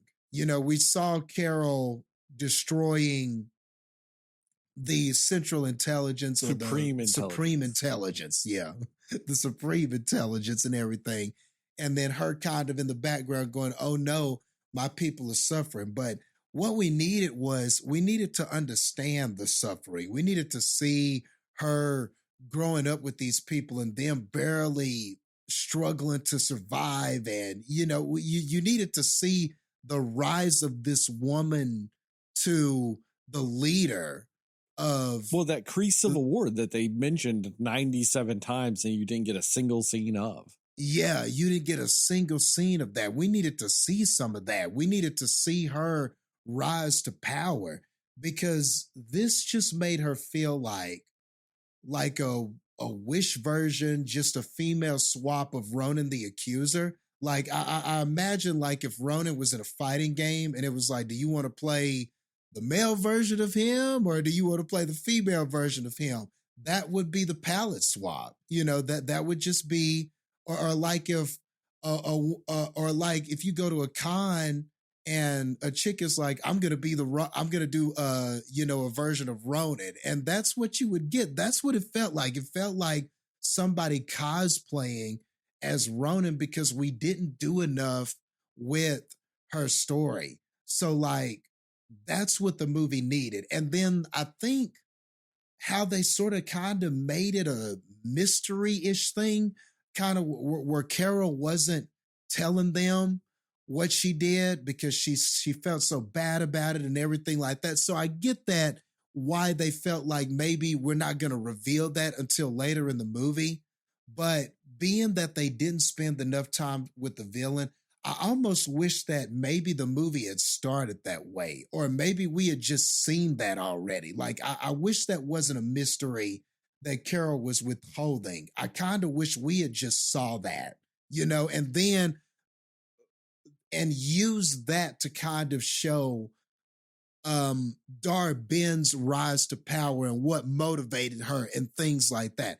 I just think the movie would have been better for it, but I feel like because it seemed like it was a real priority for this to be an hour and 45 minutes. It was like they were like, we will not have this will not be over 2 hours. We don't give a damn what we cut out of this movie. It will not be. Yeah, we will not do it. We are just not going to do it. We will make it 5 minutes shorter than the Incredible Hulk, no matter what it takes. No matter what, we are going to do it. And sorry, Dar Ben, but you're gonna, a lot of your stuff is on the cutting room floor. And like, but I think that that's what it needed for that character. You needed those minutes so that we could care a little more about that. But I don't know. Maybe the movie was like, look, it's got to be an hour 45. You got to pick what you want. Do you want, do you want to do more with this villain, or do you want to do more with Carol, Kamala Khan, and Monica? And they chose the three of them, which ultimately, if you have to choose one or the other, okay, like, all right, cool. We all said we liked the movie still. So maybe you did make the right sacrifice, but, looking back, you just wish that stuff had been a little stronger. But besides that, man, I was really, really just enjoying this, whether it was the fight scenes, even when it took those big swings. Because if you ask me, like, especially when you compare the first Marvel movie to this one, or Captain Marvel movie to this one, like, putting crew members in flirkins and them traveling, to safety, and then these flirkins basically like upchucking these crew members, that's a big swing, I think, for this movie. That's a scene where you run the risk of just completely taking people out of it. Like, what the fuck are we doing? That's a...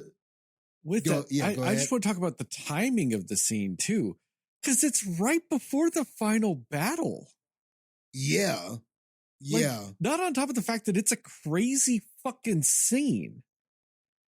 Exactly. You're throwing that in before the climax of the movie. You do the big, oh no, we lost the one battle, leading to the climax, which is typically the downturn of the movie before it swings back up to end it. And you interrupt that with a weird cat chase scene, essentially.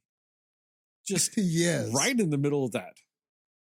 That, to me, was the biggest swing of all of it. Not even completely the scene, which I agree is a huge swing, but then also kind of breaking the rules of storytelling with Yeah. where you put it. Yeah, they really went for that thing. So even though and so there's a part of me that was like, wow, we're really doing this, because that's just not been attempted. It's kind of like what you're saying, that hasn't been attempted before in these movies. And well, they don't attempt that in just a lot of movies, period. So it felt like out of place. It felt a little I'm not going to say wrong. It just felt uncomfortable. But as it's going and they're doing the montage and the music and everything, you just couldn't help but laugh and kind of smile at it. And it just sort of wins you over, even though it was such a huge risk. But, it won me over in the end. And I think that the other swing, that was the biggest swing, was that, because of where it was. And then the planet with everybody singing, to me, felt like another swing. Not so much because, we've been introduced to other planets and other timelines where things are animated, or, and everything everywhere all at once, you're a stone in a universe. It's not like this is the most outlandish thing people are singing, but I think for Captain Marvel to be the one doing it, and it's like, yeah, so I just gotta have this marriage over here, and it's kind of convenience, and yeah, so you got to sing here, and then he starts talking regular, and she's like, oh yeah, he's bilingual. I would have never thought that something like that would be in a Captain Marvel film. Maybe Guardians. I would almost think that would be a scene in Guardians or Thor before it was in here. But so to me, that was another big swing. But again, it won me over. And it was kind of to what you were alluding to earlier, Heather, with seeing how the different characters were reacting was great. Villani and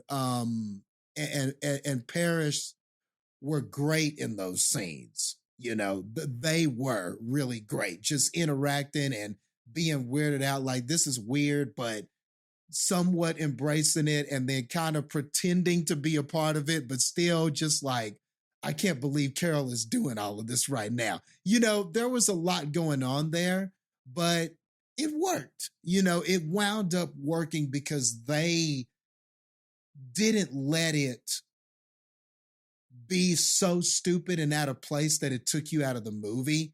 They kind of rolled with it and just were their characters in that moment. So it just felt like, even though it was a big swing, those scenes wound up feeling like they belonged. And it didn't just take you completely out of the movie. And then I think when my walls came down and I just allowed the movie to movie, then you were just having fun. You know what I mean? And at the end of the day, that's what it's all about. Like, I think that's going to be a challenge for some people.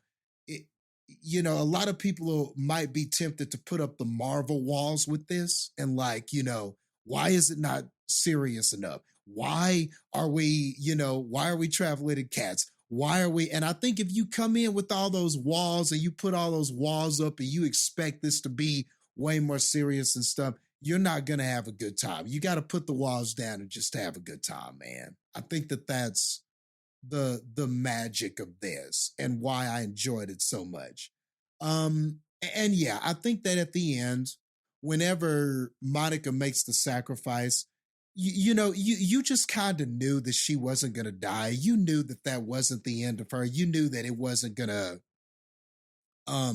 wind up being anything like that. And I immediately thought, okay, this is an opportunity to show someone or something we haven't seen. Sorry. But I knew that that's probably where that was going. This is going to be an opportunity to show someone that we haven't seen.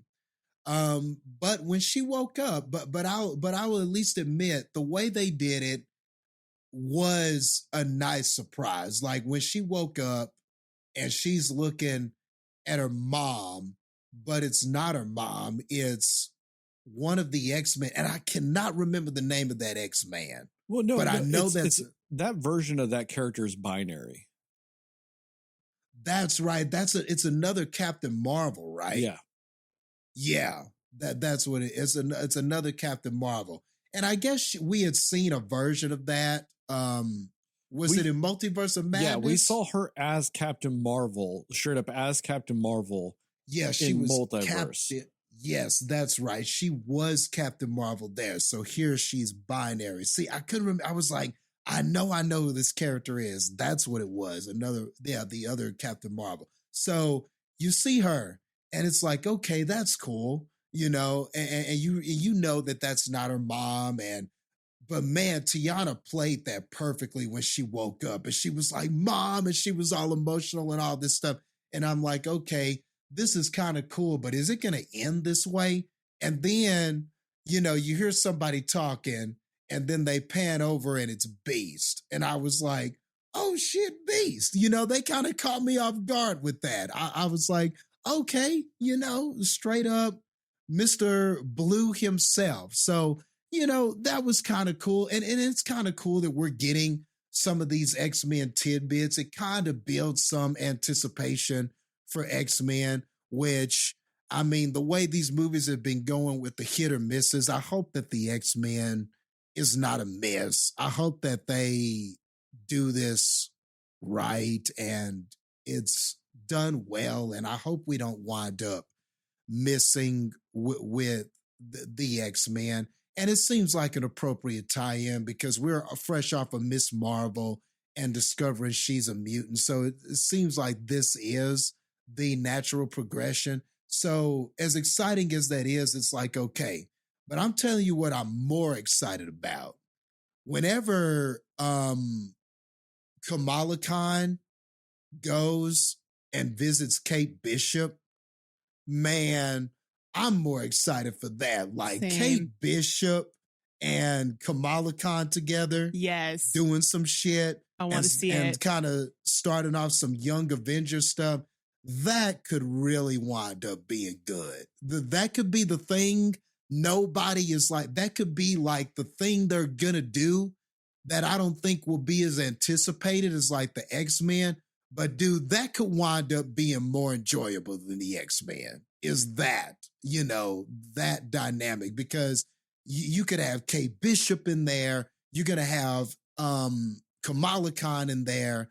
Well, that could be this like series of the movies, the Kang series of the multiverse era of the MCU. That could be their version of the Guardians of the Galaxy. Yeah. That no one's fucking clamoring for it, but it just shows up and fucking works. And wrecks. Yeah, so some of the other Young Avengers it's not Isaiah Bradley, it's his grandson. So Isaiah, that's the original Captain America, the Black Captain America.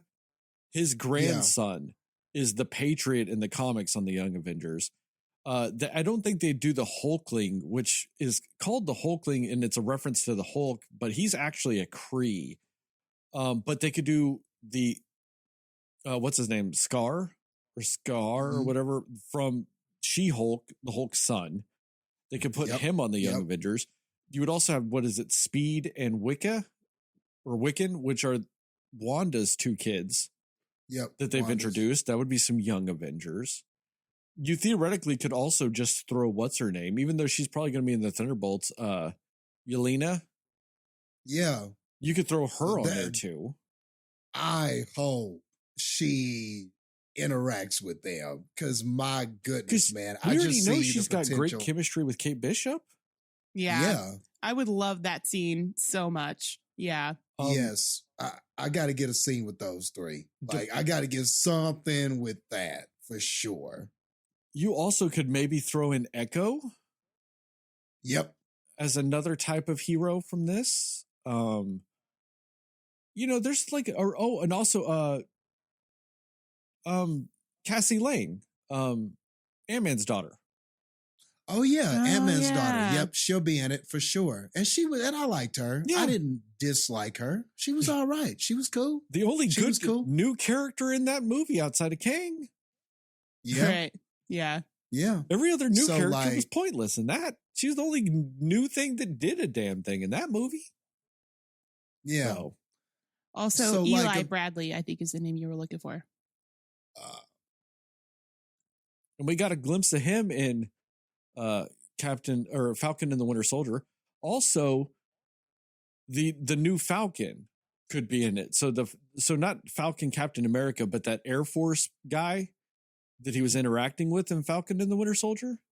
Yes, Torres? yes, him. He's the Yep. new Falcon in the comics, so make him a Falcon and throw him on the team. Yeah. So like whenever she came in there and was talking to Kate Bishop, I was like, oh man, dude, those two together, that should be really, really good. That would Like, be I an don't awesome know how, dynamic. yeah, I don't know how that's not going to be good. I hope that there's a mini series of them two together trying to recruit and go around, and maybe there's something that they're trying to do, something that they're trying to solve, but it's also them going around recruiting. I've got an idea for I you, gotta Jastin. have it. Gotta have it. I got an idea for you. A YouTube series with them. Or just like an online series, a web series. 15-minute episodes. And each one is Kate Bishop and Miss Marvel getting coffee with one of these other people to try to convince them to join the Young Avengers. Yes, that would be That'd be amazing. tight. That'd be tight. Just that type of thing. Like, Yep. just like a little series of that. Or even just 15-minute web series of their characters getting coffee. Just constantly, just them getting coffee. Like, and talking about shit. That would be fun too. Yeah. Yeah. I mean, that when I saw that, I was like, just the idea of that dynamic really, really excited me. I was like, man, that's a home run. That could be a home run waiting to happen.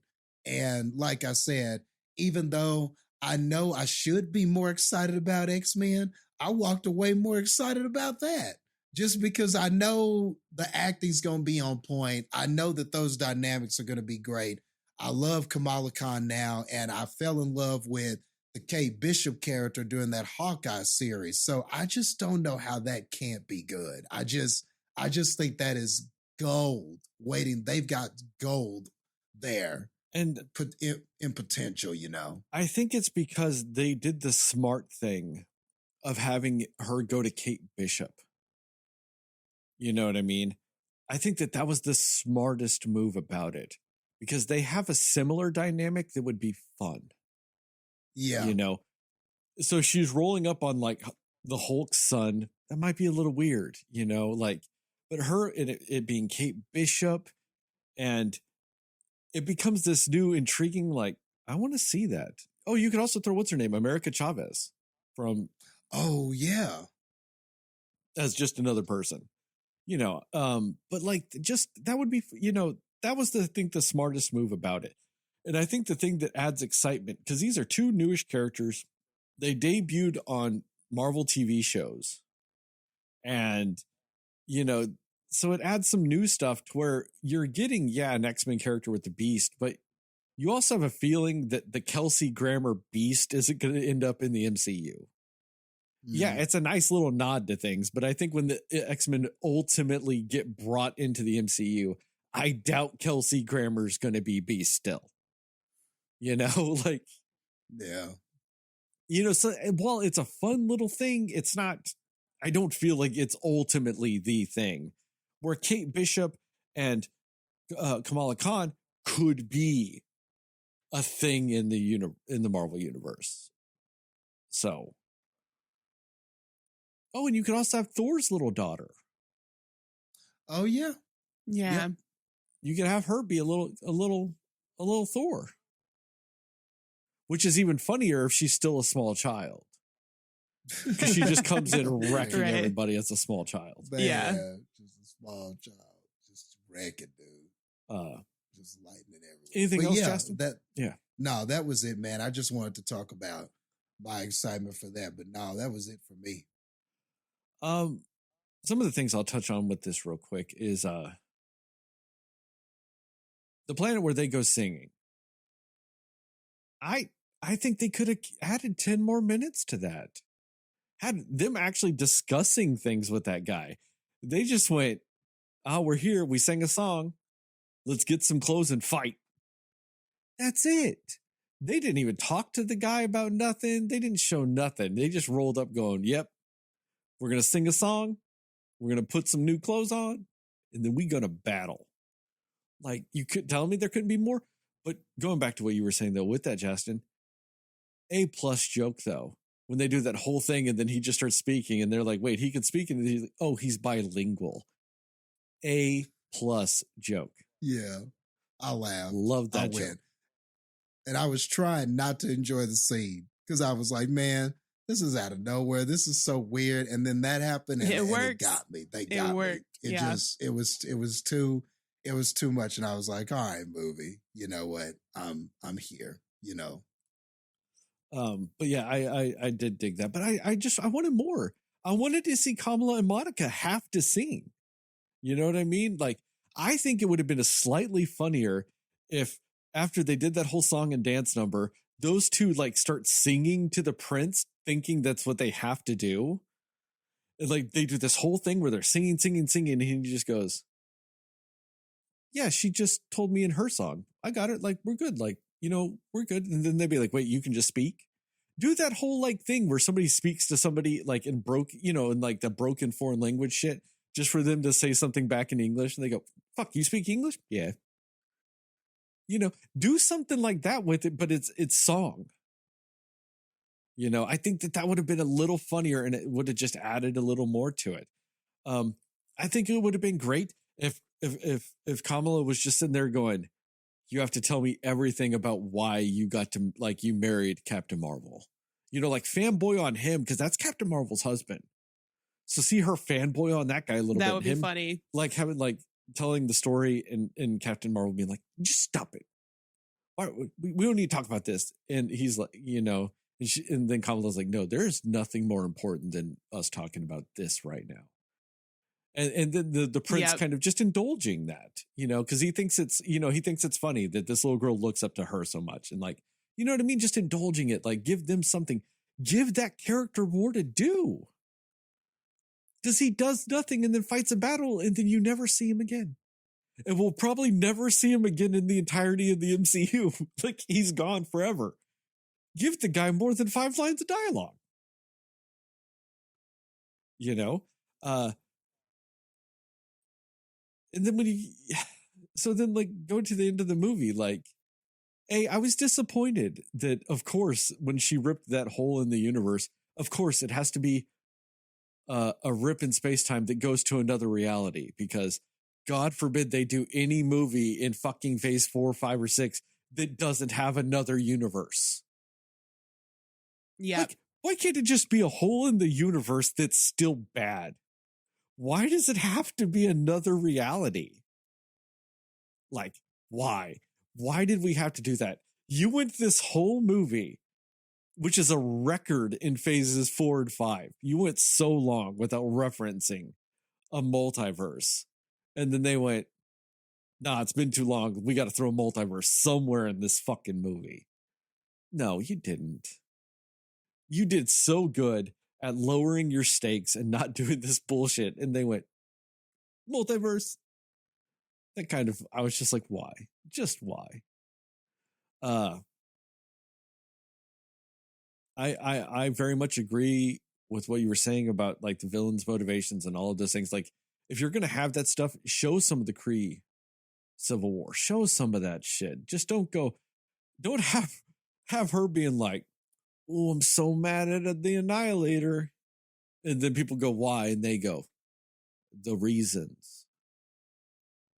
Yeah. Okay. Enough said, I guess. Like, this isn't a comic book. You actually have more than 32 pages you can do. it was so weak. And I think the easiest way to fix this movie is kind of do something along the lines of like Star Trek, A Voyage Home, which was Star Trek 4, where they go back in time to save the whales. But just have it be that Hala is dying. And Captain Marvel feels slightly responsible for it. And as much as she doesn't like the Kree and what they stand for, she doesn't want to be ultimately the cause of a planet dying and a people dying. And so just have some MacGuffin of where they're like, well, there's a Kree legend that there are these 4 artifacts that they used to restart their sun before. Like, this isn't even the first time this has happened. But there are 4 Kree artifacts out in the universe. And cool, but you already did the whole thing where their powers intertwined a little bit. So that's how you pull, Monica and Kamala into the story. So it's not just a Captain Marvel story. And then they go on a buddy trip of just finding the artifacts. And maybe you just have one Kree that is like, I don't trust her. She started this. I don't trust her. So this other Kree's trying to get this shit. But doing it kind of at a more like at all costs manner of doesn't care if she destroys a planet to get an artifact, doesn't care. You know what I mean? Have that conflict a little bit. Because that requires way less backstory than what they were trying to put in this, and just say, hey, you did this shit. I don't trust you to save us. That's a simpler story for the villain, so it doesn't feel as empty. Because you're telling me there's more story, but God forbid you show it. Cool, if you just say, I don't trust you, there's way less backstory needed. Because you can literally show the scenes that they showed, and that be your backstory. Yeah. Kind of like the one Kree who was just kind of like, well, I guess we don't have a choice. That guy could have been the guy. And that's fine, Yeah, so like you just do that. And so then that way it's kind of like a race thing, or maybe have her be a Kree that is like almost like a Thanos disciple. Maybe her logic is, or like this Kree's logic is no. Like have it be a remnant of the Civil War and just have her be like, no, the Krees that will survive are the ones that deserve to survive. And she's just trying to stop Captain Marvel from getting it. Maybe that's even a better one of just trying to stop Captain Marvel. Cause it's like, no, for the Kree Empire to be strong again, the weak Kree need to die. So maybe that's a little more conflict that still does not require much backstory. So you don't feel an empty hole in them just going, we have a backstory, but it's a secret. We can't tell you. Like, it feels more complete. But then also, you just kind of lean into the strengths of the movie, which is just the people on a road trip. You could still go to a song and dance planet. You can go to a scroll planet. You could find out one of them's on Earth and still get the whole Flarkin shit on the space station. You could still get all that. And then that way, I think like I said, you lean more into the strength of the movie instead of adding a weird weakness, which was the villain. And I want to talk about the Flarkin scene a little bit. God, did that scene just weirdly work so much. I mean, I know I'm kind of like predisposed to liking that. It's a bunch of cats and kittens everywhere. Of course my ass is going to like it. My whole life is just nothing but cats and kittens at this point. So yeah, it's like I felt at home with that scene, but like narratively it's weird and it's in a weird place. It's not something you standardly do, but fuck, did it work? I mean, just seeing weirdly going into a horror scene where people are just running and getting eaten by cats. And that scene where Goose is with its kitten and that woman hides around the corner and looks and is like, oh, they're gone. And Goose and the kitten are now sitting on the other side like they're fucking Jason Voorhees. That was fucking great. And I loved it too that Kamala's just sitting there grabbing a cat and she's like, I'm sorry. And just having the cat just eat people nonstop. It's fucking fantastic. You know, I like the scene where Captain Marvel's like, ooh, come here, kitty. And just kind of run around. Why? Because I did that earlier that day, chasing one of my fucking kittens. I get it. It just weirdly works so fucking much. And I love that just Nick Fury just was like, hey, we's doing some cat shit today. Pretty much, yeah. Like, and that's why I said, like, this movie, I felt like somebody at the MCU, and somebody at Marvel, somebody at Disney, whoever, just there was one person that just couldn't get out of the way of what they were doing in this movie. Someone just sat there and was giving bad notes. Like, nah, we got to go back to some of the normal Marvel shit. You didn't need to. This movie was succeeding without that. So let it succeed without that. One of the reasons why I think the MCU is getting so inconsistent is the fact that it is getting bogged down by itself. It's feeling like so many of the movies feel like they always have to be a part of the bigger story. They always have to, tie into something. They always have to be a part of the bigger thing. They always have to do this and that. The universe constantly has to be at a threat. And I think where this movie succeeds the most is going, no, it doesn't. Sometimes it can just be a small thing. Sometimes it can just be some shit's happening and a superhero's got to take care of it. The world doesn't have to end. It can just, sometimes it's fine that just maybe one person's life is in danger. Or, just something is just in danger, not Earth, not the planet, not the universe, not everything all the time. Because this movie was so good at not doing that. And then all of a sudden at the end, they're like, the Earth's in danger and now the universe is in danger because there's a hole in space and it's just going to crumple everything. And it's like, this wasn't a thing the whole movie, and just now it is for 5 minutes. It's like, fuck, man. Why? I don't see the point in that. And it ruined a good thing that this movie was doing. And the good thing is, with this being such a short movie, it only gets ruined for 5 minutes. And then it's done. Like, it's, there's not enough time to get ruined. So, okay. But also, like, they are weirdly, is Marvel just admitting that they should not have killed Lashana Lynch between movies? That's the person that plays Monica, like, or is it Maria? I'm sorry, plays Maria. Because they are doing everything they can to bring that woman back into the MCU. They really are. I know, they really are. They're going, hey, we're going to make you a Captain America. We're going to make you a binary. You're going to be back in the MCU at some point. Because we had you and we killed you off, and now you're all in James Bond and Matilda. You being a big thing. So we're going to bring you back no matter what. You're just going to be a character at some point again. Like, but we're still weirdly going to, they're not even doing like they did with Gemma Chan, where they're like, just recast her as something else. They're like, nope. We're bringing you back as the same character. Yeah. But different, but same.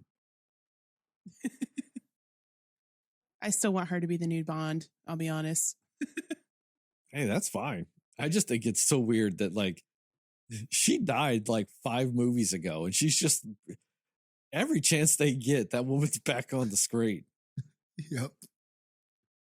Is she the Jigsaw of the MCU? You kill her off like 8 movies ago and she's still showing up? Yes, that's it. Yep. Pretty much. Like they realized they fucked up and they're just like, nah, bring her back. But I digress. I just think that there's some simple fixes in this, and I think it would have been that much better for it. I do real quick want to talk to you guys about the box office for this movie, though. Not good. Not good at all. $47 million US domestic opening weekend. Lowest opening since I think The Incredible Hulk. Even Ant-Man was way bigger than this. Drastically lower than the first Captain Marvel. The first Captain Marvel has the benefit of being the only MCU movie that happens between Infinity War and Endgame.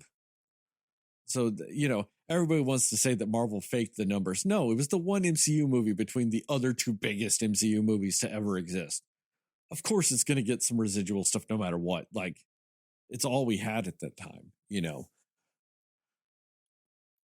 This one's not doing good box office wise. Budget's roughly 200 to 250. I've heard some people say 300 million, but so it needs to make anywhere between $400 to $600 million to be profitable. I think it was sitting at 88 million worldwide. So box office wise, it's kind of safe to say this might be a failure, which is a bummer, but yeah.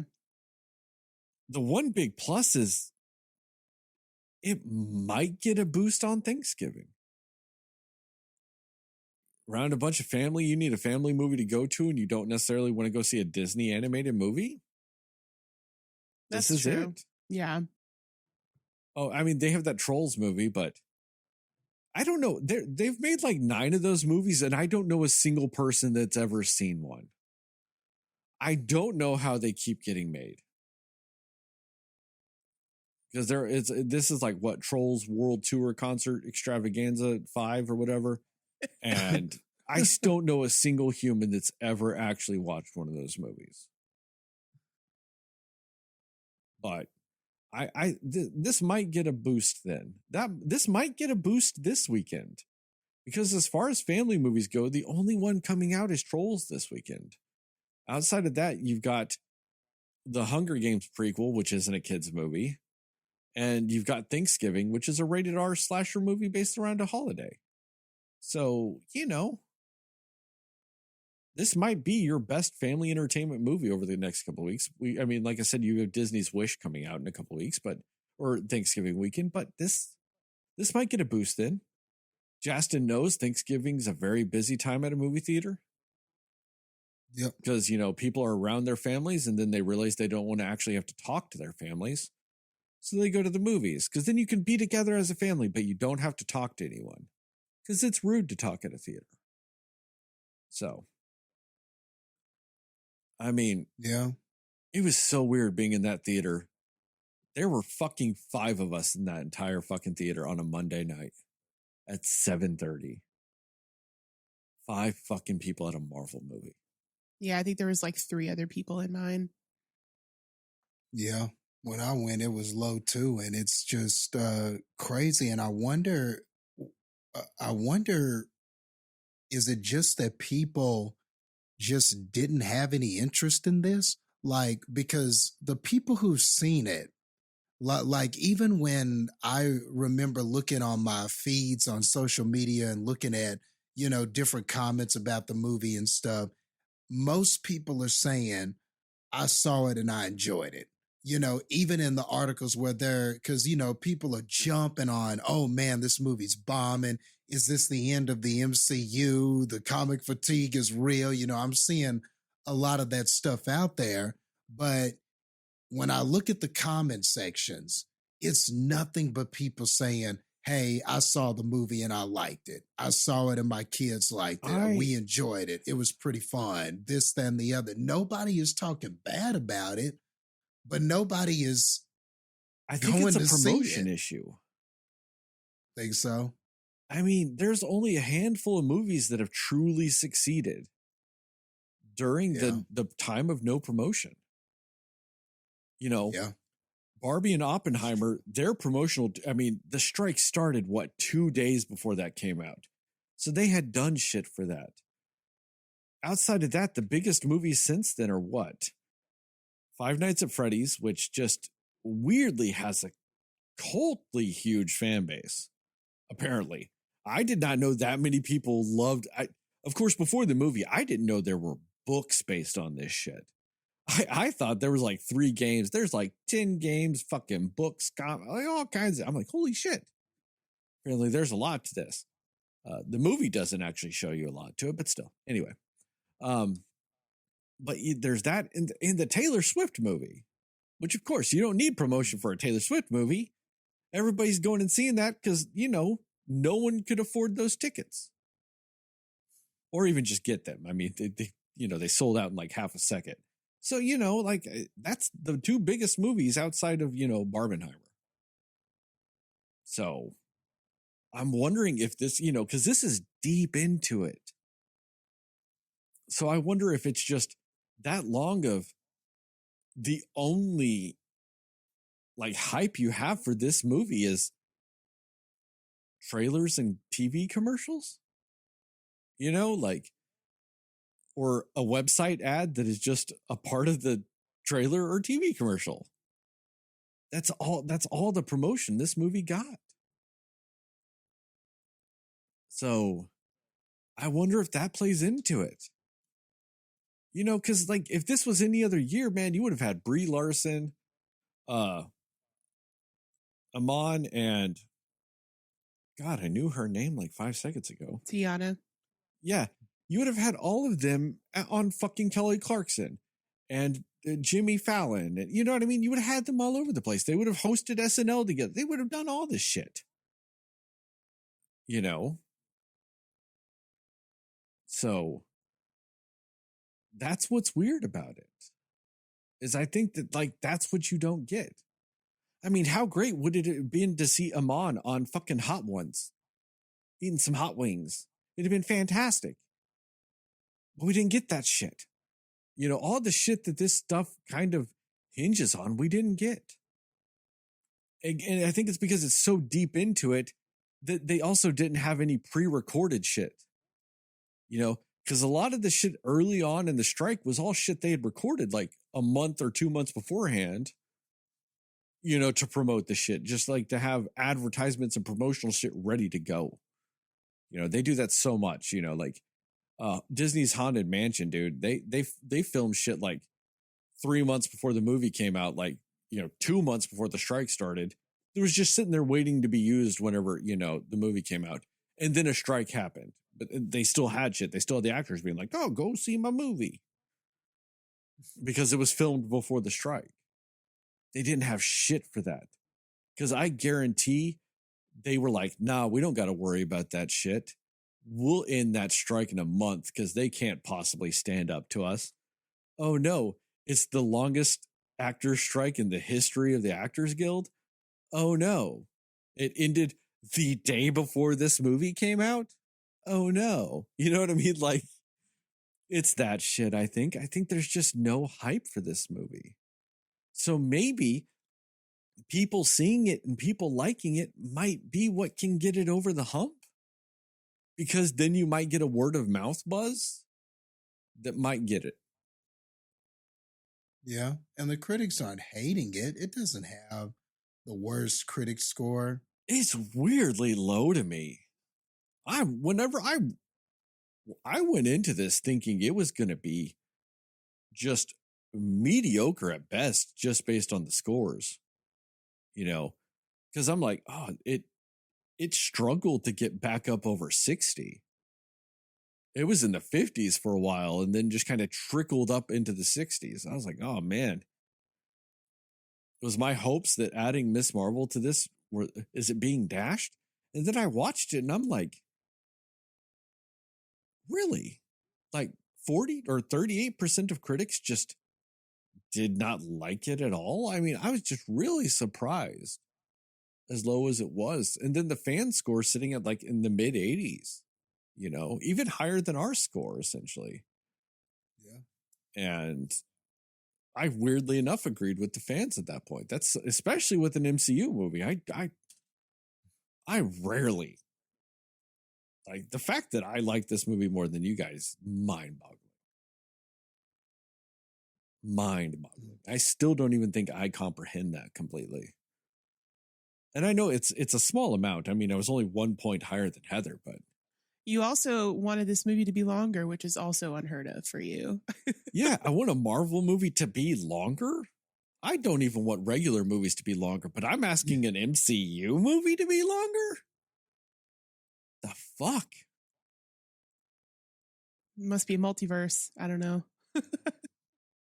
Am I a It must be. multiversal Sterling? Did I get switched with another universe of Sterling and not know You it? might have. You Yeah. might be a variant. Yep. Maybe you're the variant, man. Maybe you are. I'm a But- variant Sterling. Maybe I am. But- Maybe it happened a few months ago because, like, I'm all like eating better now. I'm all working out now. What the fuck happened to me? It's true. You have switched a lot of things, like a lot of activities. Yeah, you are different. Are you a variant? It's a good question.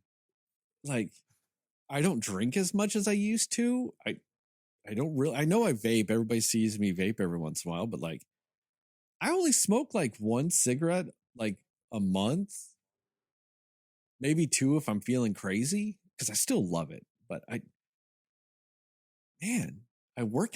I work out. I have a regimen, a fucking regimen. What the fuck is that? And I've been doing more. Like when I started like legit lifting weights, like I wasn't even doing resistance training anymore, like legit lifting weights. I was doing like 30 minutes of just like nonstop weightlifting. I'm up to an hour now. I fucking looked up moves to do, like different movements to target. I'm thinking about targeting muscle groups. What the fuck is my life now? And I'm liking some Marvel movies.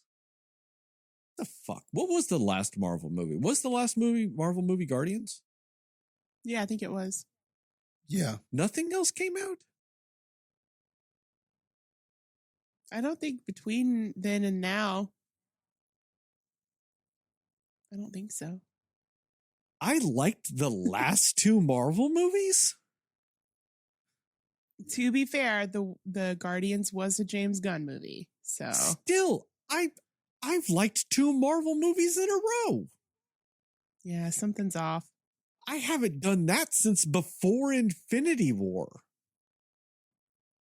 Yeah. Because I something's was off. mediocre on Infinity War. I liked Captain Marvel and I did not like Endgame.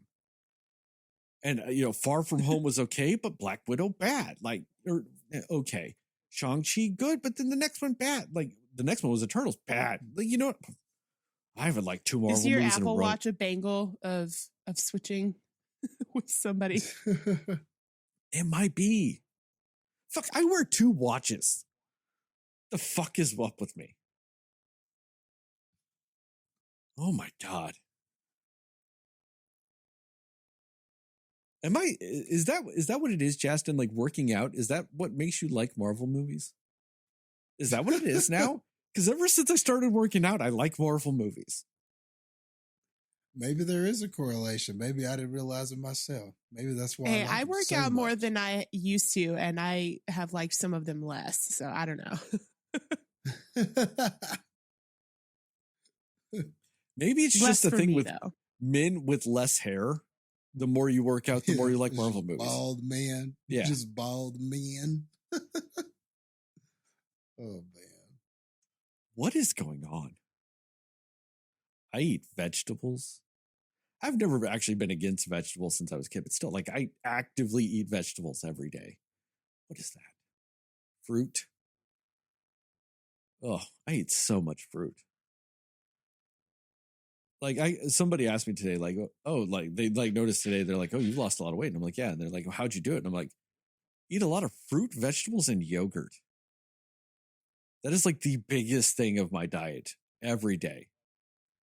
Fruit, vegetables, and yogurt. I eat 4 cups of yogurt a day. I've never eaten that much yogurt in my life. I think I eat more yogurt a month than the 38 years before that.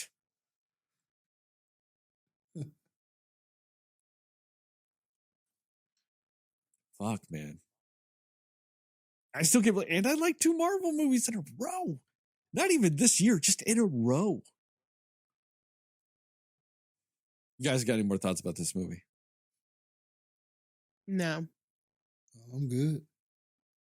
On that note, thank you guys for listening to this episode of the Cinema Slayers podcast. Check us out on the internet at www.cinemaslayer.com, Cinema Slayers podcast on Facebook, cinema_slayers on Instagram and Threads, at Cinema Slayers pod on TikTok, at Cinema Slayers pod on YouTube. Give us a 5-star rating review. We'd really appreciate it. Really help us out. Tell your family, tell your friends, tell your friends' family, tell your family's friends. Most of all, tell those dear sweet mothers, because dear sweet mothers love the strike being over. I was going to say Iman. Yeah. Iman. Yeah, her too. And Iman's mother. Yeah. Moms love Iman's mother. Yes. This is true. But mostly Iman Vellani. I wish my mom was like her. We might have a relationship if I had a mom like that. Be fantastic. Shout out to Plug Migo and Mundo Ochoa for our theme song and logos, respectively. Just remember, here at the Cinema Slayers podcast, we are both pro slut, pro Sydney, pro naked. You are Knuff.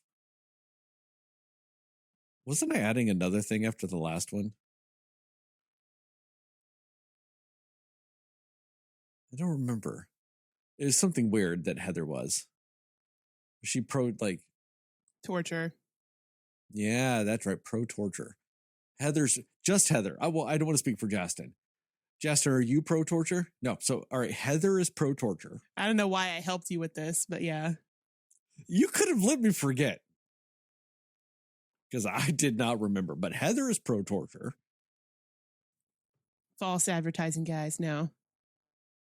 We have audio evidence of that shit. I don't know why you acted like that. Where the fuck am I at in this outro? I don't even know. I am lost. I'm fumbling the end kind of like this movie did. Just kind of getting lost in the shit. See, we did that. We did that. I guess at this point, just remember, as I always in these TikToks, these YouTube videos, and this podcast, remember, according to Jastin, Moon Knight is a Best Picture winner.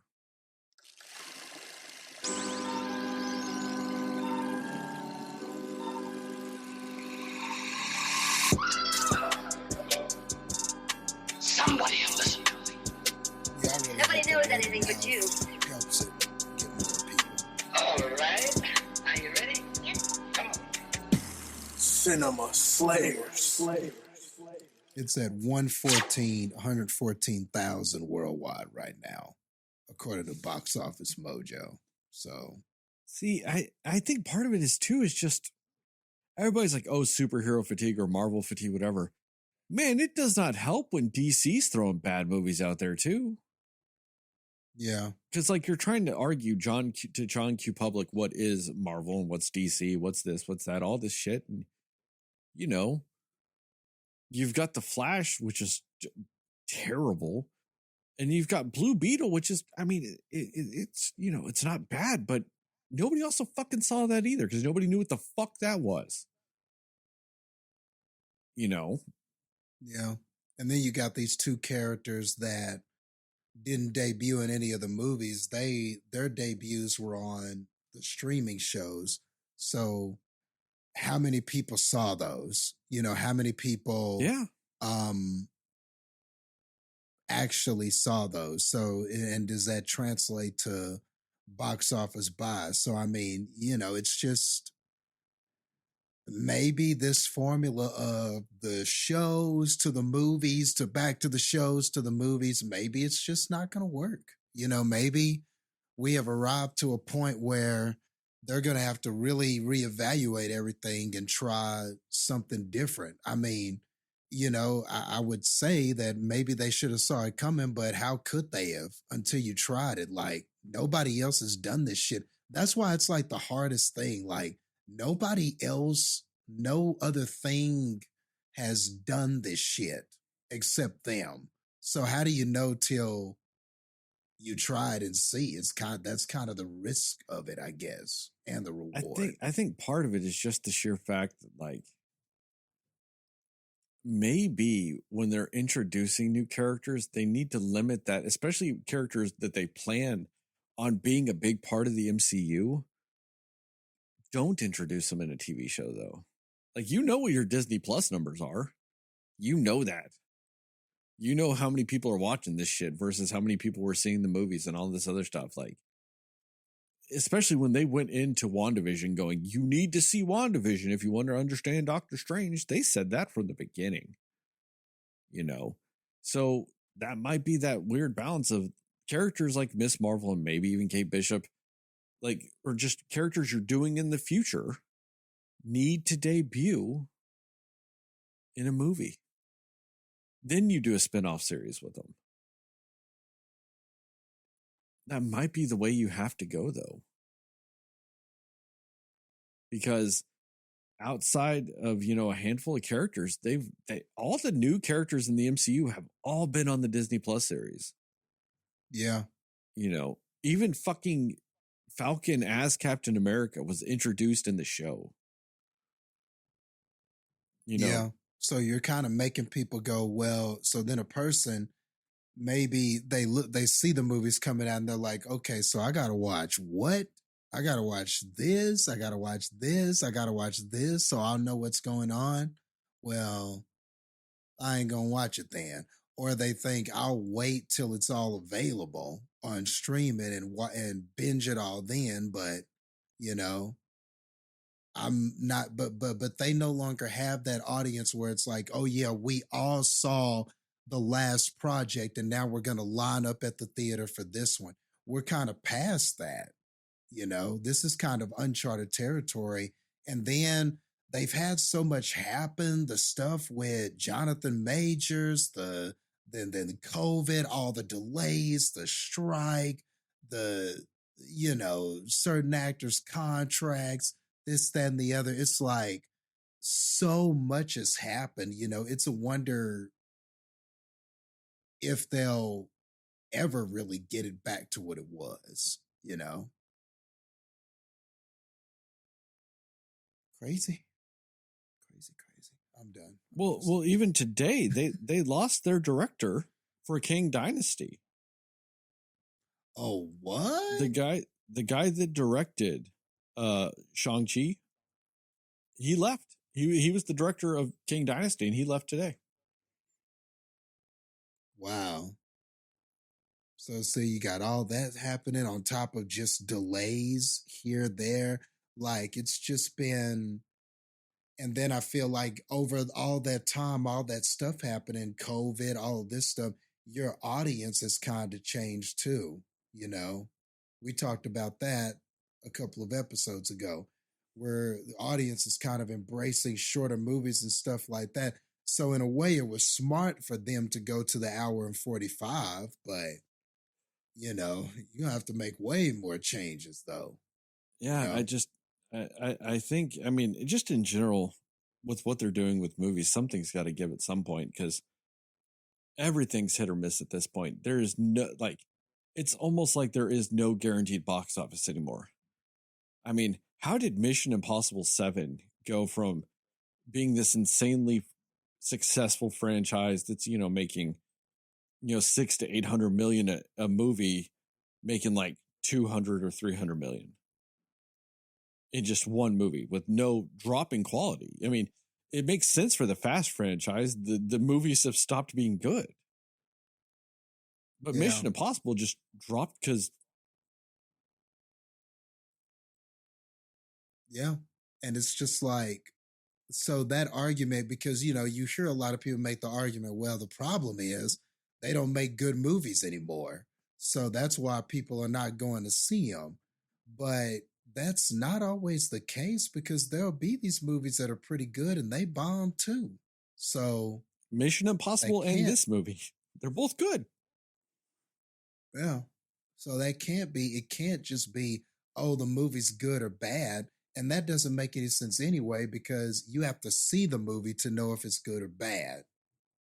So are you arguing that people are assuming it's going to be bad? Is it because of the inconsistency of the Marvel movies? So have their own inconsistencies caused people to lose faith in something it could be new like this? Like, it could be that, like, people have gotten burned too much with them. So now they're like, I'll wait till streaming. Yeah. And that's just the mindset now. Yeah, I'll wait and see what happens. I don't gotta be there day one. I'll wait and see what happens. Or like you said, I'll wait till streaming. Now the urgency is not there. And maybe they got too greedy, man. Maybe when they were like, oh, we're going to spread across, we're going to have this big, long multiverse story. And now with the multiverse, we can do whatever we want. So we're going to have all these Disney Plus series and we're going to have all of these movies and we're just going to barely tell the timeline story so we can have all of this stuff. And maybe it backfired, bro. Maybe they just got a little too greedy. I mean, shit, they've got Christmas specials now. Yep. Who knows? I mean, I do hope this movie ends up doing better because it's a good movie. So we'll see. Yeah. All right, I'm out.